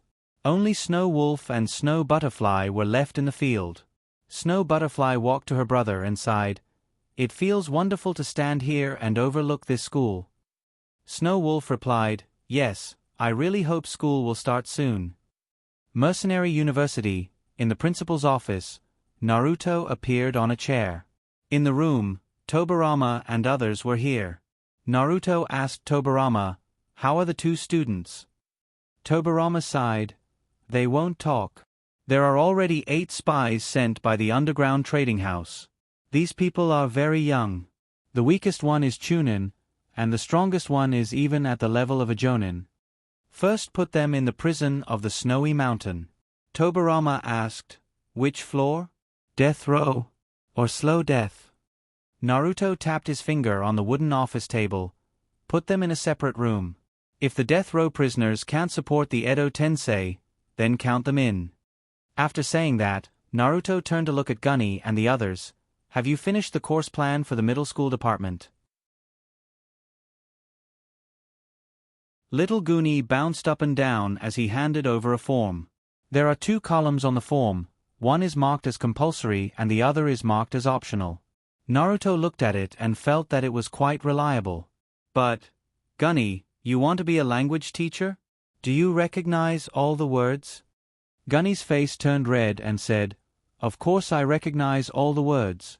If you don't believe me, you can test me. Naruto raised his hand and searched for Gunny in the list of permissions, then sealed the Super Brain tool in Gunny's teacher panel. Then he took out a paper and said, "Do it." The system prompt sounded in Gunny's ear, "Your Super Brain tool has been disabled by the principal." Gunny looked at the paper again. What's written on it? Scribbles? Who knows? Brother Naruto, you actually sealed my tool. Naruto rolled his eyes and lectured, "A tool is a tool after all. You should remember the most basic things like words. Don't be a teacher. I'll put you in the middle school department and you can go to school with the other students." Gunny's eyes widened. What? I want to be a student. Then, the system prompt sounded in his ear, teacher panel changed to student panel. Then, little Gunny saw his virtual character appear in front of him. Tang. Congratulations on being promoted to an official student. Congratulations my ass. Gunny looked at himself in his elf mode and was speechless. Gunny can't read? Yes, the reason why he could learn the sealing technique was because of Naruto's mental link. At the same time, it was worth mentioning that the Super Brain was developed by Gunny. He didn't want to learn how to read. He had to admit that he was a strange person. Naruto ignored Gunny and said to Gunny, "You will be the language teacher." Gunny nodded and said, "Yes." Naruto continued to look at the class schedule and wondered if he should also choose a subject to be a teacher.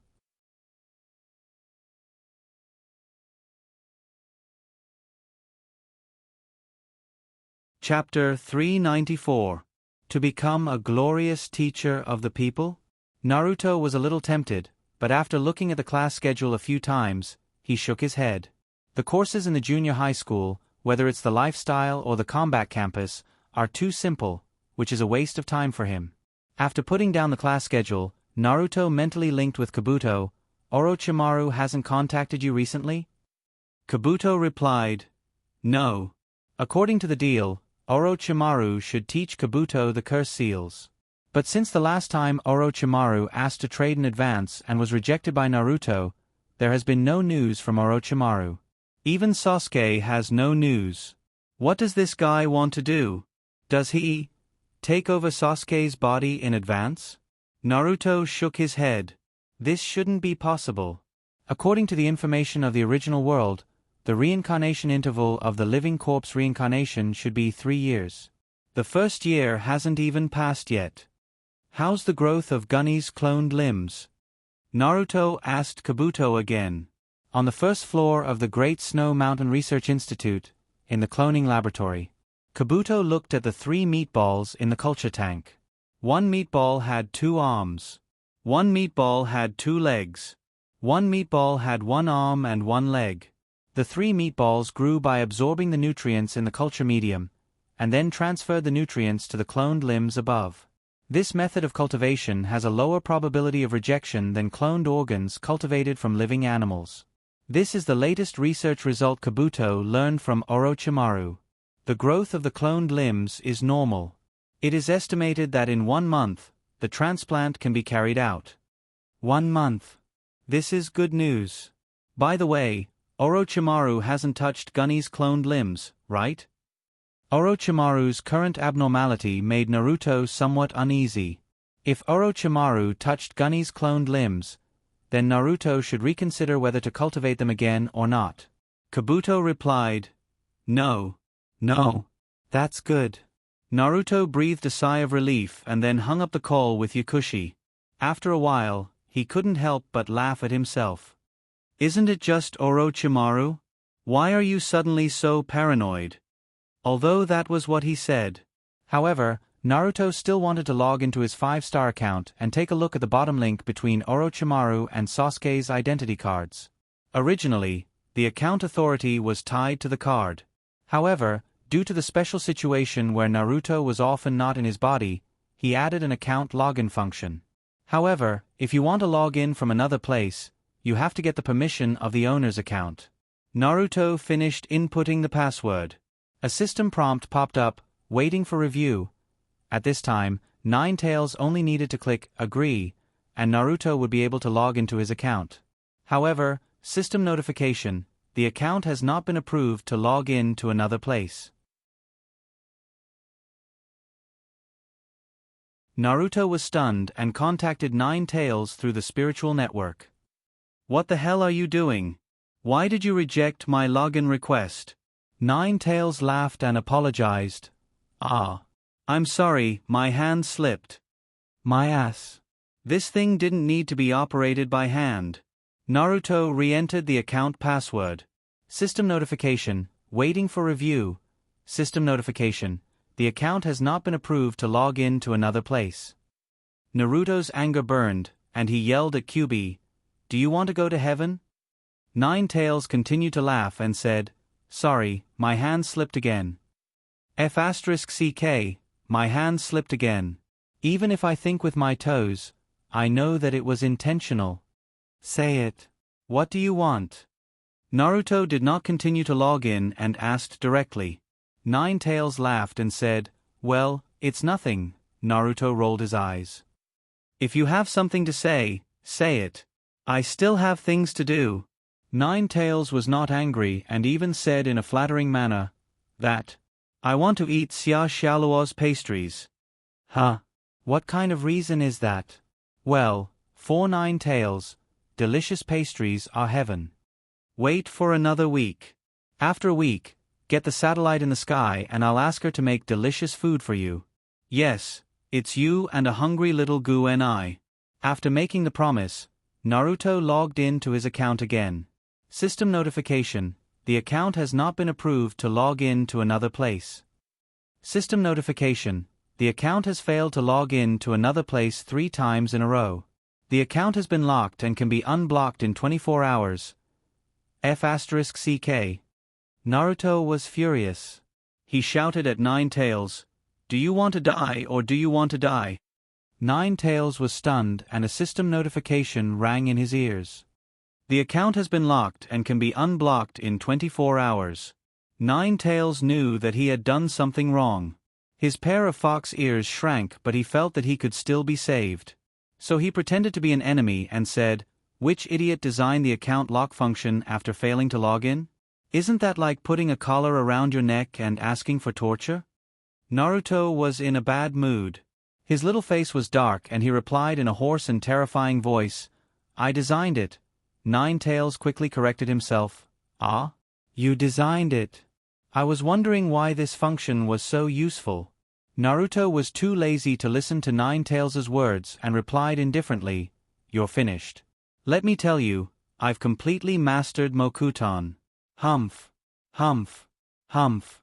After cutting off the spiritual link with Nine Tails, Naruto found Fatty and said, "Help me check the bottom link of Orochimaru and Sasuke's identity cards." Fatty quickly operated and replied, "No abnormalities. The link is still there. Their accounts are in a dormant state. Do you want to activate them?" Activating them meant forcing them to log in. After Naruto heard that there were no abnormalities, he was relieved. Was he thinking too much? No need. By the way, Fatty, have you analyzed the talisman array that Chakra decomposed? The talisman array that decomposed Chakra was what Naruto learned from Scorpion. It was the seal of the puppet's core that directly swallowed Chakra instead of eating. However, that seal was still a black box technology. Scorpion taught the composition and structure of the seal, but Scorpion didn't understand the principle. According to Scorpion, this core seal was obtained in a failed experiment. It was also because of this seal that Scorpion had the idea of transforming himself into a puppet. Naruto's feeling about this was that the word crazy was no longer enough to describe Scorpion. He was simply a madman. Deidara was also crazy. That guy made 2 mouths in his own hands. By the way, there was another one in the left atrium that could explode him. Fatty replied, "It hasn't been fully analyzed yet. There is no such structure in the reference book, and the existing algorithms are not suitable. If you want to analyze it, you have to solve the algorithm problem." Naruto thought for a while, "Have you tried to combine the talisman array that Chakra synthesized with it and reverse engineer it?" Fatty nodded and said, "I tried, but there is an algorithm fault in the middle. I can't push it. Is it still an algorithm problem? That's difficult. Have you looked for Tobarama to discuss it? Tobarama's original seal technique foundation was good, and with the help of the Super Brain tool, his research on the seal has progressed to a similar level as Naruto. After all, knowledge is difficult to develop. It's easy to learn as long as you remember it. Fatty replied, Tobarama is also deriving the algorithm these days, but the problems encountered are the same as mine. Can't Tobarama do it? Is it possible to use it directly? It's a big taboo to copy a seal technique that hasn't been fully analyzed because there are likely to be loopholes that can be exploited by the enemy. Fatty continued, but Tobarama said that you can try to find the people of the Uzumaki clan to discuss it. Uzumaki clan? People are dead. Who can you find? Huh? Who said that dead people can't be found? Naruto's eyes lit up and asked, what else did Tobarama say? Fatty replied, he said that his brother and sister-in-law are rare geniuses of the Uzumaki clan. He was able to develop so many ninjutsu because of the help of his brother and sister-in-law. Brother and sister-in-law? Who? His brother is Hashirama Senju, and his brother and sister-in-law. Uzumaki Shueihu? Naruto asked, what else did he say? Fatty couldn't remember what he said. He started the Super Brain tool and pulled up the chat records of that day. Then he replied, he said that his brother and sister-in-law's grave is in Woodleaf, with his brother. Naruto, oh, in Woodleaf.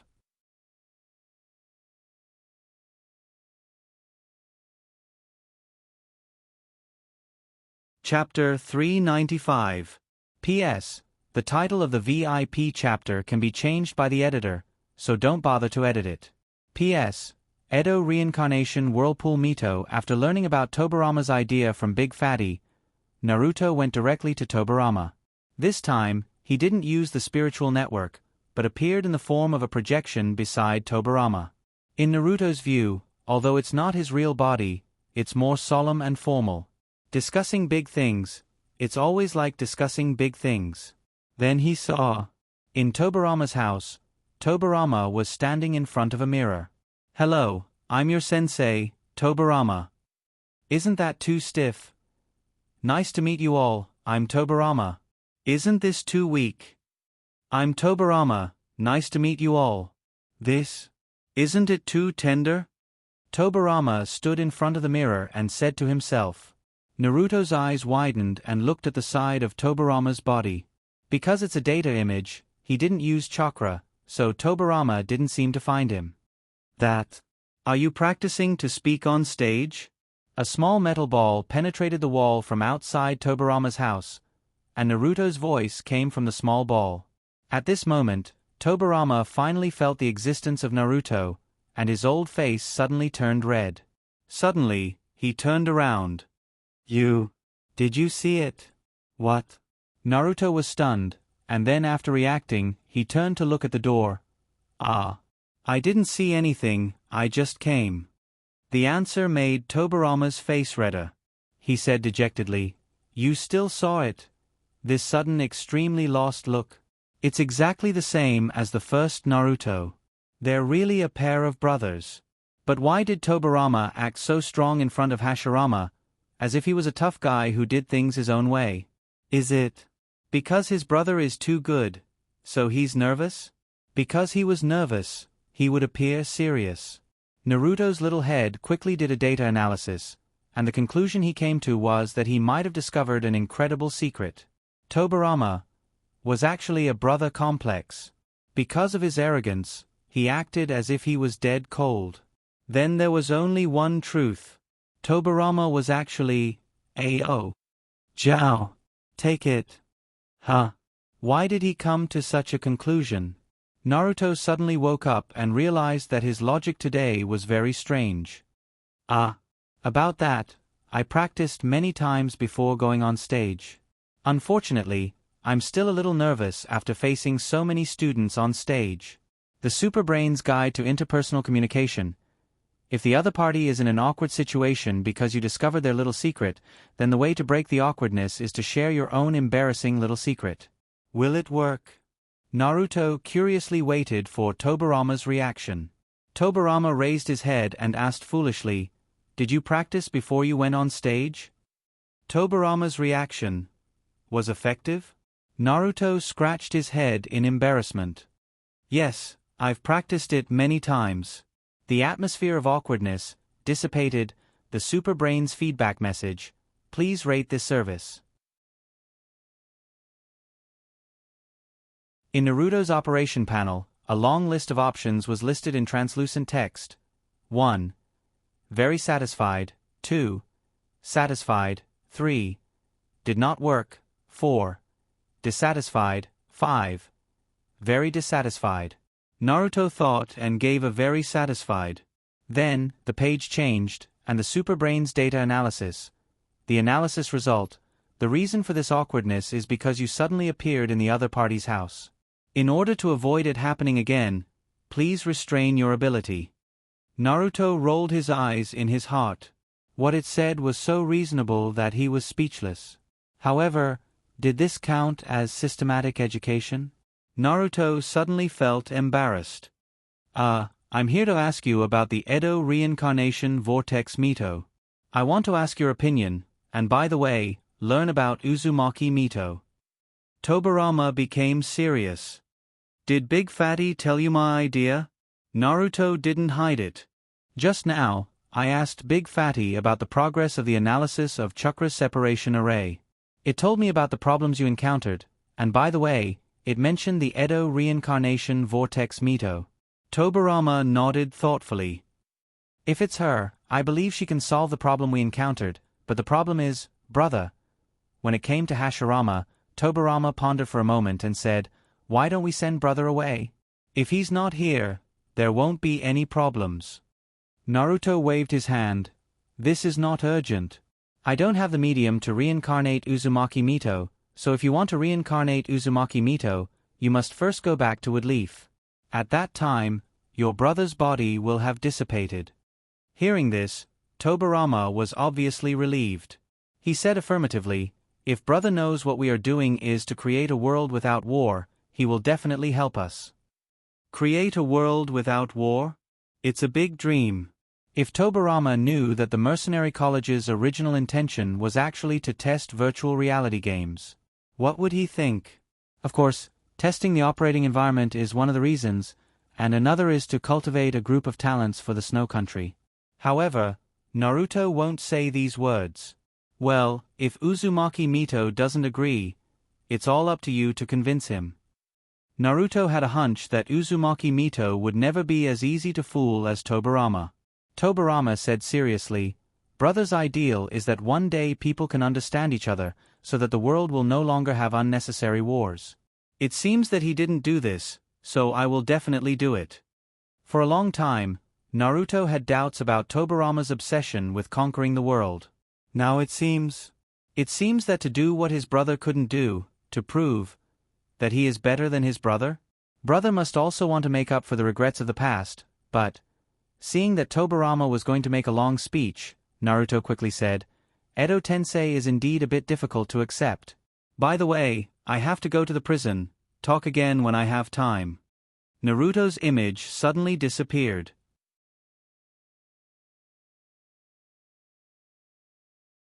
Naruto wasn't interested in the topic of conquering the world. He was a pragmatist. Conquering the world, in his opinion, is too far away, too dreamy. Besides, those who want to conquer the world are generally villains. And villains generally don't have a good ending.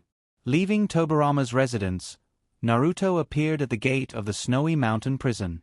He contacted Big Fatty, give me access to the prison. Big Fatty replied concisely, okay. System prompt, access to the Snowy Mountain prison obtained. System prompt, control of the Snowy Mountain prison surveillance system obtained. System prompt. After a series of system prompts, Naruto called a list of prisoners in the Snowy Mountain prison. He found the target of this time, the Miss Jonin, one of the 7 legendary swordsmen, Chojuro. After deciding to go back to the Wood Leaf, Naruto thought of this person. I didn't expect to come back after a long time. Naruto was a little emotional.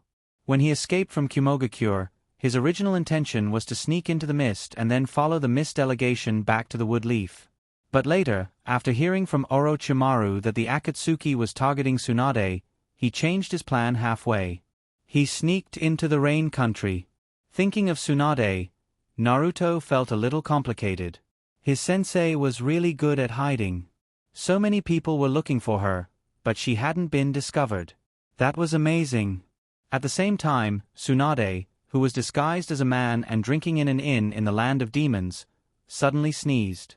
Because the sneeze was so violent, it blew away the sticky mustache. But fortunately, no one saw it.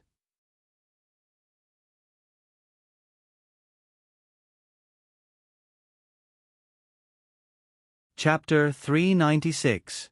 In the dim underground tunnel, Sasuke stepped on wooden clogs and walked back to his room. It was a stone room with very simple furnishings. Except for a bed for sleeping, there was only a wooden table with an oil lamp. Sasuke sat on the bed quietly for a while and took out the card that Naruto gave him. His brows furrowed as well. A few days ago, Orochimaru asked him for this card once, and then this card lost its function. He didn't know if it was sealed or broken.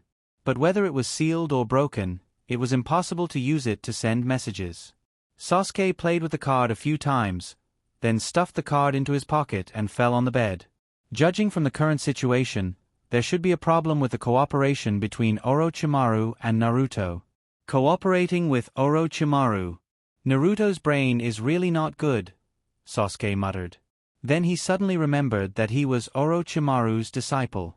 If the person cooperating with Orochimaru was not good, then what about him who was Orochimaru's disciple?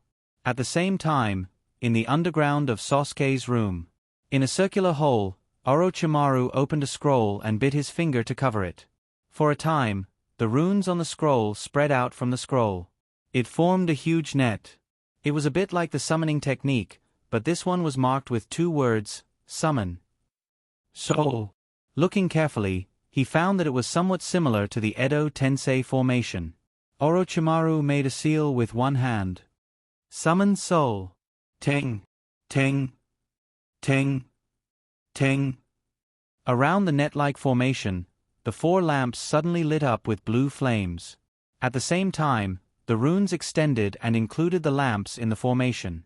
Then a gust of wind suddenly appeared in the sealed stone room, circling around Orochimaru. The blue flames on the lamps were twisted by the wind, but no matter how strong the wind was, the lamps were not extinguished. This strange scene lasted for 5 seconds.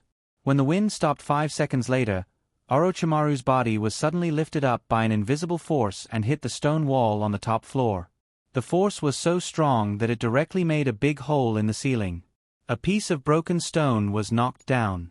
It wasn't until 3 seconds later that the force disappeared, and Orochimaru fell down.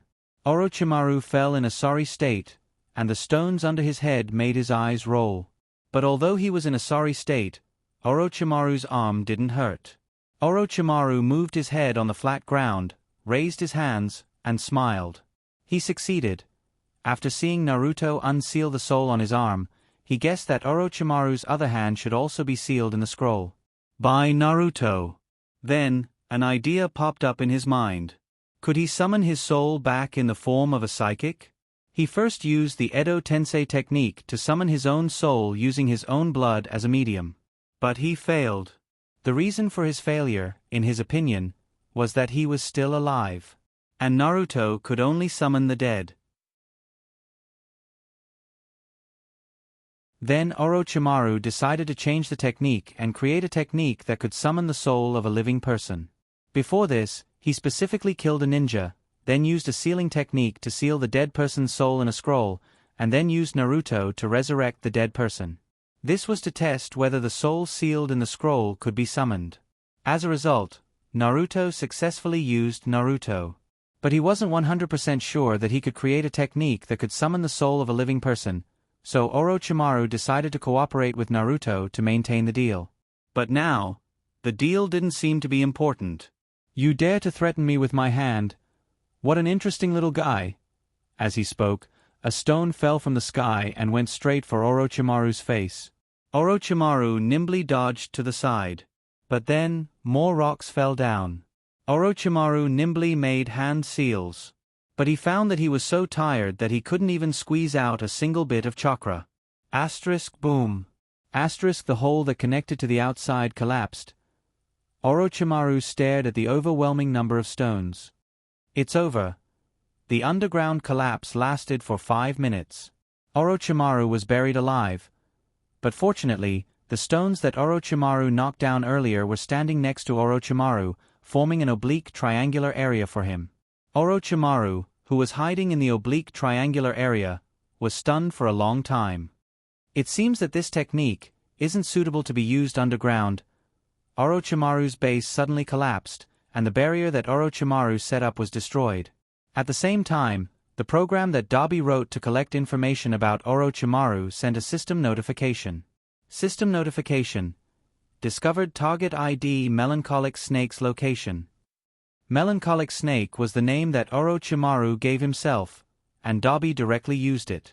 Boss, I discovered Orochimaru's location. Naruto's heart skipped a beat. Orochimaru had been missing for a while, and these days made him very uneasy. Now that he heard news about Orochimaru, his heart suddenly jumped. He opened his call list. Orochimaru was online. Sasuke was also online. Naruto contacted Sasuke first.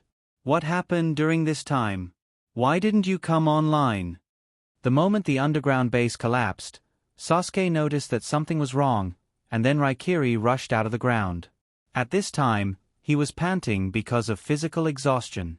Orochimaru asked for my card, and when he returned it to me, the card didn't work.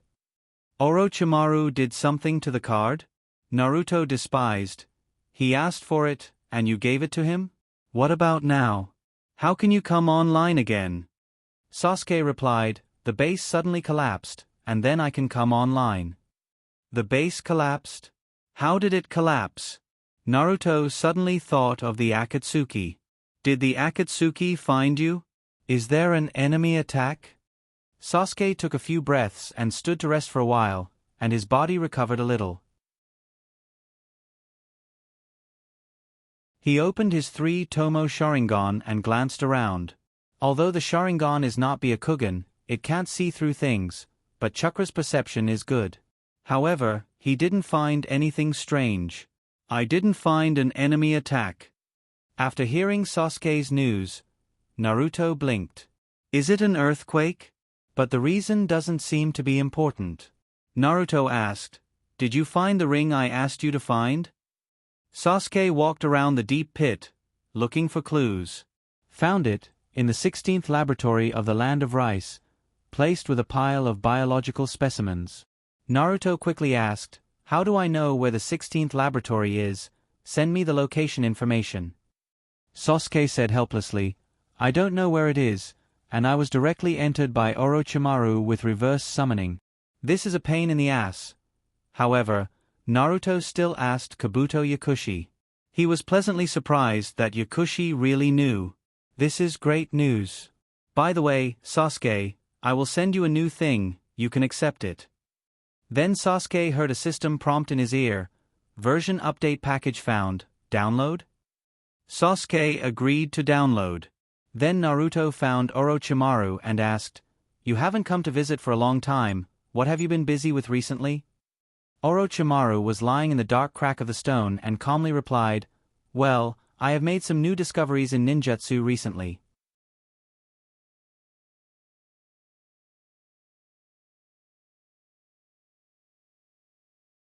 Chapter 397. Then when are you going to teach Yakushi the curse seal? Naruto asked, but there was silence on the other side. After a while he replied, let's start tomorrow. Then Orochimaru hung up. 5 minutes later, Orochimaru appeared in front of Sasuke. His arm was bandaged as usual. Let's go somewhere else. Sasuke didn't ask much, and the two of them disappeared in Orochimaru's reverse summoning technique. When they reappeared, they were in another underground base. Give me that card. Orochimaru looked at Sasuke. His golden snake eyes seemed to be emotionless. Sasuke didn't refute and raised his hand and handed the card to Orochimaru. Orochimaru glanced at the curse seal he added on it. He made a seal with one hand, and the curse seal twisted and changed into another structure. Then he handed the card back to Sasuke. "Go and rest, I'll take you to train tomorrow, and I'll find you a suitable weapon." After saying that, Orochimaru ignored Sasuke and turned to leave. Sasuke took the card again, but this time he didn't find anything unusual. His link to the spiritual network was still there. Was it Naruto's doing? Or did Orochimaru not do it? Sasuke didn't think too much about it and put the card back in his pocket. Orochimaru walked back to his room and couldn't help but laugh. The joy of regaining his arm made him unable to control himself. That interesting little guy didn't seem to notice that I got his arm back. After laughing enough, Orochimaru narrowed his eyes and thought about what to do next. Then he quickly made a seal with his hands. Boom! Boom! In the clouds, 2 scrolls were summoned by Orochimaru. One of them said, 1. The other said, 2. The scrolls unfolded, and 2 urns appeared after the seal was unlocked. Orochimaru took out a small spoon and poured a spoonful of white powder from the urn with the word, 1. He tilted the spoon, and the powder slipped back like quicksand. "This is good stuff." Orochimaru's smile grew wider. Then, he summoned another scroll and created an Edo Tensei scroll with great proficiency. Finally, he waved the brush and wrote the word 1 on the outside of the scroll. "Come, bring me a living person," Orochimaru shouted. There was no one around, and a voice replied, "Yes." 2 minutes later, a living person walked in with a dull expression on his face. Seemed to be controlled by the genjutsu. Orochimaru said to the air, "Okay, you can go." The scroll unfurled again, and the Edo Tensei runes spread out on the ground, connecting the living people and the medium used for the Edo Tensei. Orochimaru made a hand seal, "In. See." Orochimaru to the end. The ninjutsu was successfully triggered. A gust of evil wind blew, and it seemed like ashes were born from the void. But the spell that the 2 spell cast Spellido Tensei's Oru to fade Orochimaru did it? Orochimaru froze for a moment, then thought of a possibility. Someone reincarnated the first Naruto in Edo Tensei. After a brief moment of surprise, Orochimaru smiled again.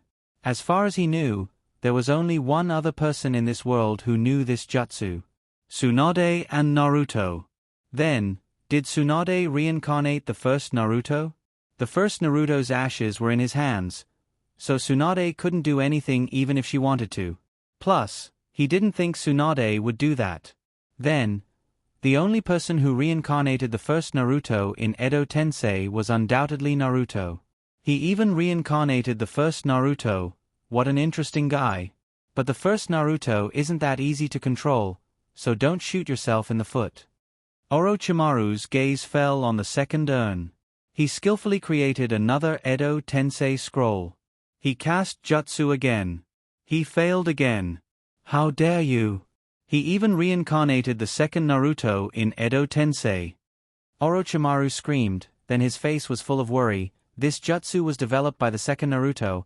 I hope that boy didn't remove the restriction charm. Otherwise, if that Sama gets angry, that boy will be in danger. Orochimaru wasn't disappointed after failing twice in a row. Instead, he began to think. Naruto wouldn't have the ashes of these 2 people, so the medium used for Edo Tensei should be their souls. So, did the little guy reincarnate the 3rd and 4th Edo Tensei in Edo Tensei? Thinking of the 3rd Edo Tensei, Orochimaru's eyes flashed with a hint of complexity, but he quickly hid it. It seems that this question can only be answered by returning to the wood leaf. Returning to the wood leaf, then obtaining the 3rd Naruto's ashes. If he was reincarnated, then it's fine, but if he wasn't, then the 3rd Naruto could be used by him. There's also the 4th Naruto. If he can reincarnate the 4th Naruto for his use, it's also a very good thing. Flying Thunder God Jutsu is a ninjutsu that even he didn't learn. Well, even if those people are reincarnated by Naruto, it doesn't matter, the time of Edo Tensei is still very short. He can take advantage of the time when the reincarnated body expires to use Edo Tensei to seize control. Thinking of this, the smile on Orochimaru's face became even brighter. It seems that the days in the future will become very interesting, even I can't help but start to look forward to it. So, should he continue to trade with that little guy? Why not? He's very interested in the spiritual network. At the same time, Naruto and Sasuke were talking in the spiritual network. Isn't it time for you to sleep yet? Naruto asked. Sasuke replied, even if I sleep, I won't experience your new function. Naruto persuaded, come on, don't be shy, believe me, you will like this function. Sasuke replied, I won't allow a deep spiritual connection. Naruto was full of disappointment. You don't trust me? I didn't expect that. I don't even trust you this much. Sigh.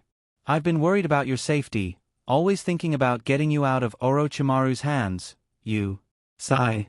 I'm really disappointed. Naruto replied so in the link. But in the real world, the big flying squirrel didn't look sad at all. He lazily leaned on the bed and shouted at Deidara, I want a cold drink, do you know what cold is? This water is going to burn my feet. It's not enough to burn my feet, the drink is at most room temperature. Deidara resisted the urge to throw the drink on the big rat, and took out a very cold drink from the refrigerator. Here. Cold. Then he took the room temperature drink. Since I asked, it's a waste not to drink it. With a cold drink in hand, Naruto shrank from more than 1 meter tall to the size of a teacup, then sat on the paper cup of the drink and drank happily with a straw. On the other side of the spiritual network, Sasuke hesitated after hearing Naruto's heartbroken voice. Actually, he and Naruto. While Sasuke hesitated, Naruto continued, that mercenary academy is very interesting. By the way, aren't you curious about why my strength improved so quickly? Sasuke was really curious about this. He couldn't help but ask, why? Naruto replied mysteriously, because I reincarnated the first generation Naruto and the second generation Naruto through Edo Tensei. Now, the two of them are personally guiding my training. It's difficult for my strength to improve slowly. When Sasuke heard this, he subconsciously retorted, impossible. Naruto continued, also, they are now teachers in the mercenary academy I founded. Don't you want to come? The first generation Naruto and the second generation Naruto, Orochimaru isn't even worthy to carry their shoes, and you still want to stay by Orochimaru's side? Sasuke insisted, impossible. Naruto replied, whether it's possible or not, won't you know when you come in and take a look? Don't you even have this little trust in me? Besides, who can compete with you, Uchiha clan, in spiritual power? What are you afraid of?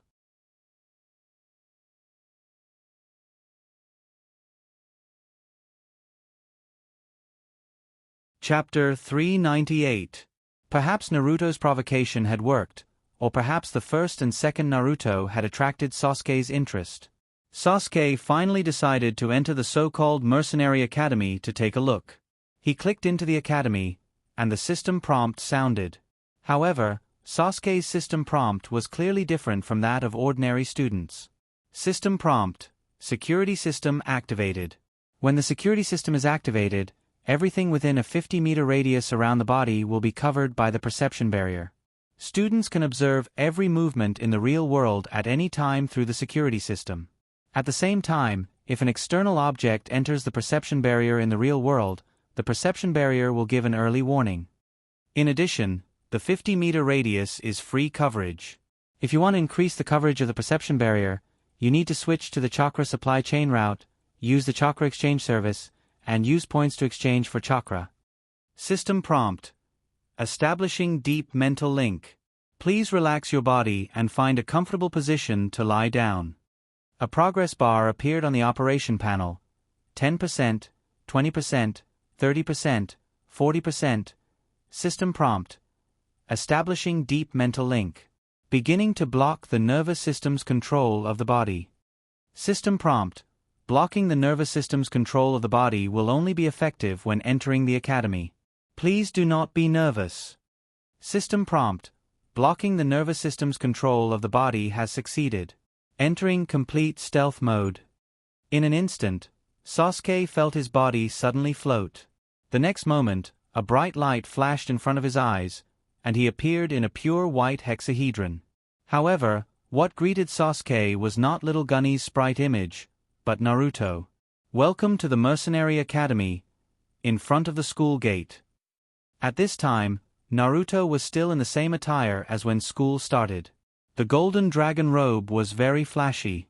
However, what Sasuke was more concerned about was Naruto's height. At 1.8 meters tall, he was 2 heads taller than Sasuke. Sasuke raised his head and frowned. "Must I speak like this?" Naruto was stunned and didn't understand. Next, with a thought from Sasuke, his body stretched out. Soon enough, a young version of Sasuke appeared before Naruto. His height was slightly taller than Naruto, 1.83 meters. Naruto blinked. Sasuke seemed to have misunderstood something. Should he tell Sasuke that he was already 1.8 meters tall in real life? But if he said it, he would definitely be scolded and eaten fertilizer. Well, forget it. Naruto praised hypocritically, "Very good, you can control the projection of your spiritual body without anyone teaching you. The Uchiha clan is really different." Sasuke proudly ignored Naruto's praise and asked, "Where's your academy?" Naruto grinned. "Don't worry, I will take you there. This is actually a buffer zone."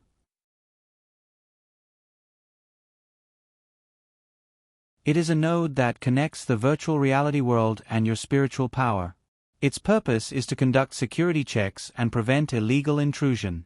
At the same time, it is also a data initialization area. You can change your appearance here. Of course, you need my permission to change your appearance. After entering, you won't be able to change your appearance. Naruto snapped his fingers, and a mirror appeared in front of Sasuke. "Let me ask you one last time, are you satisfied with your current appearance? You won't be able to change it after entering." Sasuke stared at Naruto solemnly. "Can't change my appearance. Does that mean that my spiritual power is completely suppressed by your spiritual world?" Naruto shook his head and said, No, you don't need to be so defensive. I won't do anything bad to you. Your consciousness only receives graphics, color, and sound information in the spiritual world. The sensory information is still within your control, so it won't cause any harm to you. If you don't believe me, you can look at your control panel. It has the pain threshold. In order to prevent extremists from seeking death, I have hidden the 100% pain threshold. Students can only choose a simulation of 60% and below. Sasuke looked at the control panel. He asked suspiciously, "You really can't control this thing?" Naruto looked sincere. "I can't. The depth of the spiritual connection required to fully control it is too high. The array glyphs on the client can't meet the requirements, so please rest assured." Sasuke looked deeply at Naruto. "Then what's next?"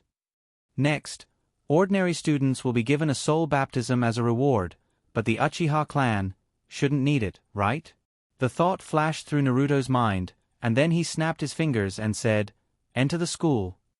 Then the two disappeared from the pure white cube world and appeared at the gate of the mercenary university. It was an incomparably huge door. The door was vermilion in color, and there were glittering golden nails on it. Simply speaking, the whole thing was like an ancient city gate. Stepping into the school gate, the campus broadcast sounded in his ear, "Welcome Uchiha Sasuke to the school." Sasuke looked at Naruto. Naruto guessed what Sasuke was going to ask and smiled. "I'm using my real name here, so it's okay."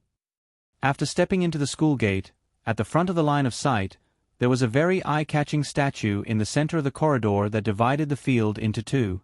The statue had a dignified appearance, standing facing the school gate with his hands behind his back, like a king overlooking the world. Sasuke looked up at the statue's big face, and for a moment, his mood was very complicated. "This is your statue?" Naruto said in a very showy manner. "How is it? Isn't it mighty and domineering?" Sasuke's face was cold, and he proudly replied, "Boring." Naruto wasn't annoyed. He pointed to the two bronze-style obelisks beside the statue and said, "See those two obelisks? Those are the top student lists of the two campuses. The one on the right is for the combat area, and the one on the left is for the living area. In the future, your name will be engraved on it.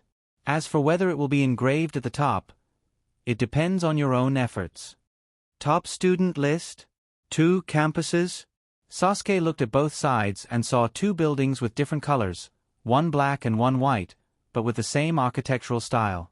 He asked, "What is the top student gang? What are the two campuses for?"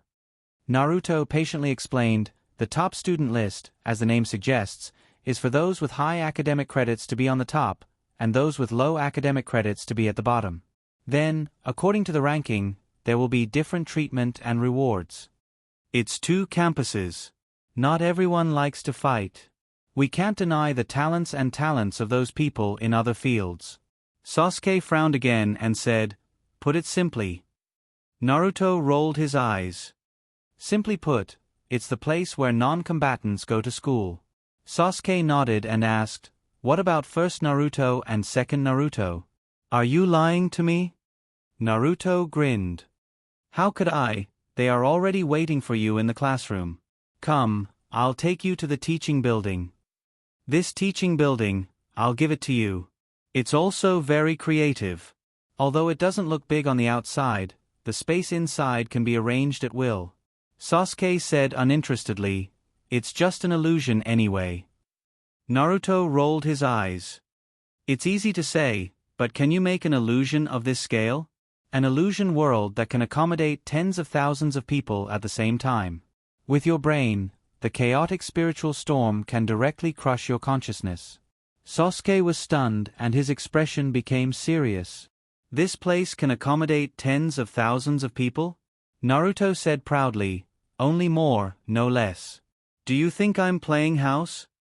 Sasuke looked at the building again and his expression finally became serious. He asked, "How did you do it?" Naruto pursed his lips and said slyly, "It's a business secret. I can't share it." Then, he changed the topic. "Okay, we're here. First Naruto and second Naruto are in this classroom."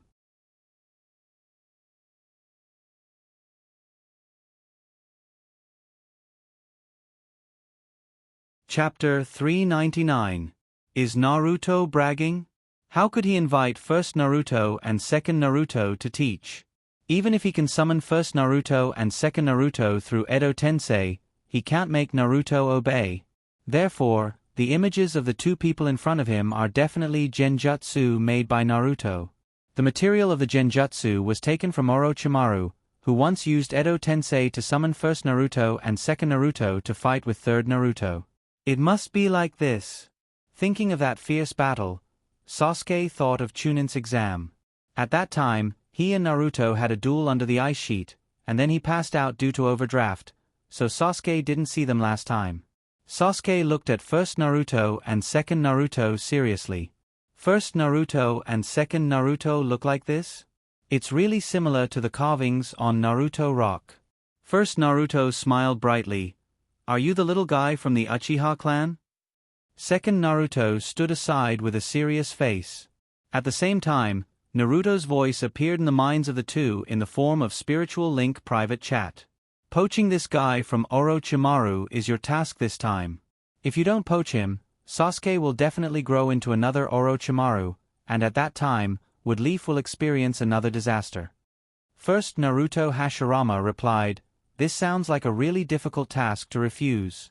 Don't worry, I have been with Madara for so long, from friend to enemy, I still have some experience on how to cultivate the power of the Uchiha clan."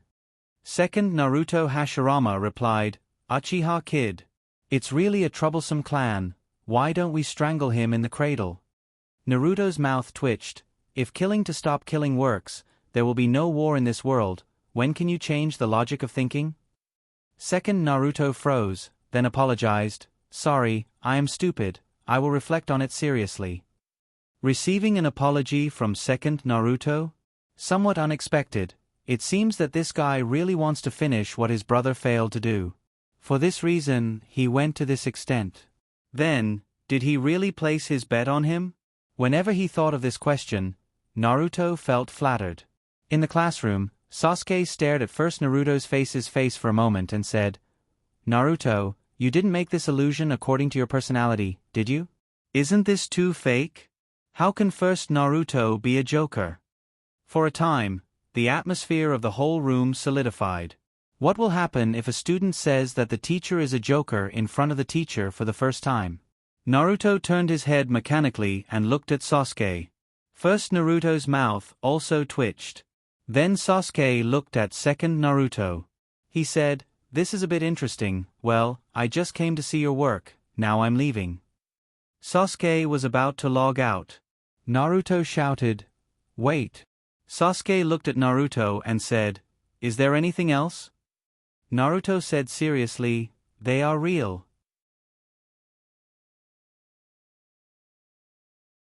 Sasuke stared at Naruto for a moment and said, "I know you want me to leave Orochimaru, but that is the path I chose. I will learn all his ninjutsu, and then defeat him. If I can't do this, then I am not qualified to take revenge on that guy." With that said, Sasuke pressed the log-out button. In the next moment, Sasuke left. First Naruto suddenly felt lost. "I screwed up. Is my personality really that funny?"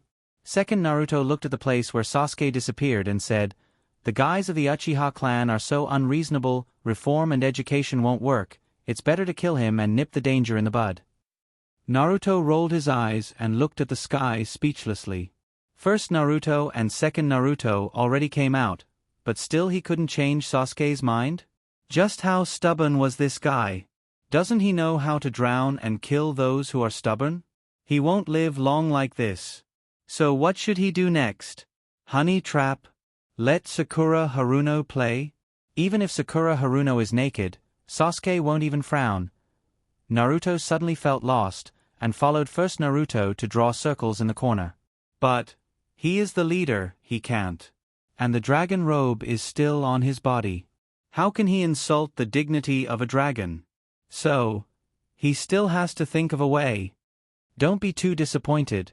The situation in front of us doesn't mean that there is no turning point. Sasuke is only doubting the authenticity of first Naruto and second Naruto.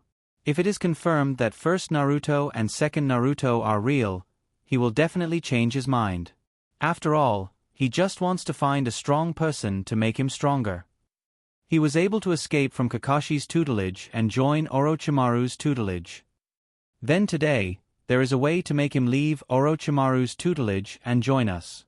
First Naruto was revived and said with surprise, "That makes sense." Second Naruto frowned and said, "So what, if he betrays his tutelage, he will betray us one day." Naruto shook his head seriously and said, "No, he won't." Second Naruto asked, "Where does your confidence come from?" The next moment, Naruto and first Naruto said at the same time, "Because we are the strongest." After saying this, Naruto and first Naruto were both stunned. Then the two of them looked at each other and suddenly laughed. Second Naruto looked at the scene in front of him in a daze, and for a moment, he discovered that he saw first Naruto's shadow on first Naruto. Actually, it wasn't just that, he had always been able to sense the same aura from Naruto and first Naruto. When he first discovered this, he couldn't believe it. Later, when he discovered that Naruto also knew would release, he thought it was because of would release.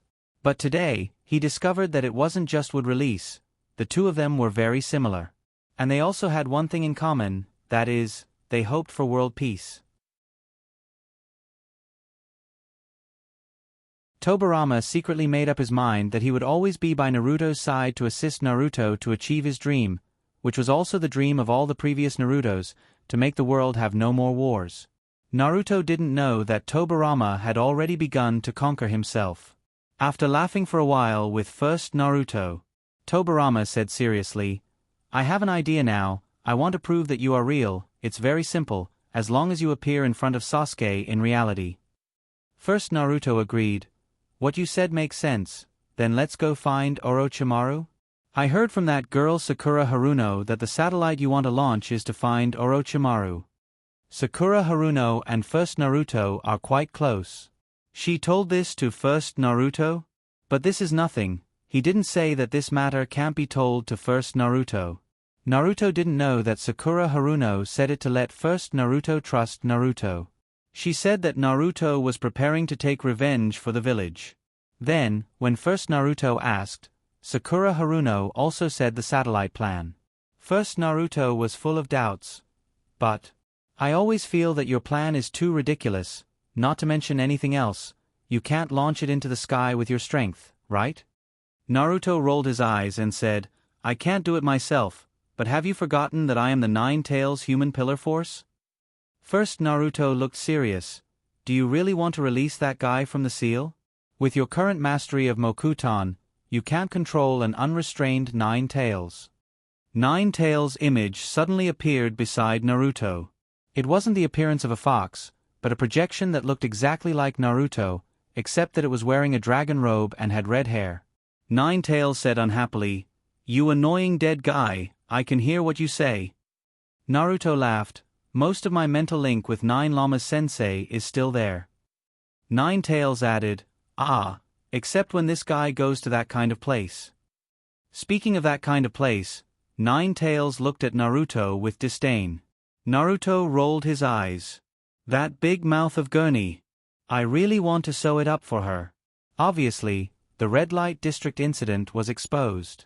Naruto said, I know that my Mokuton can't restrain Nine Llamas Sensei, but that's not a problem, because I don't want to use Mokuton to restrain her. I believe that Nine Llamas Sensei is trustworthy.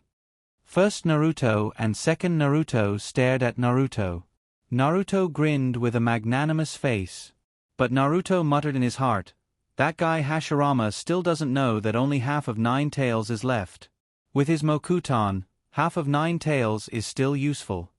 Naruto's sincere face continued to smile brightly. This scene fell into the hearts of the first and second Naruto, and Naruto's image became even greater.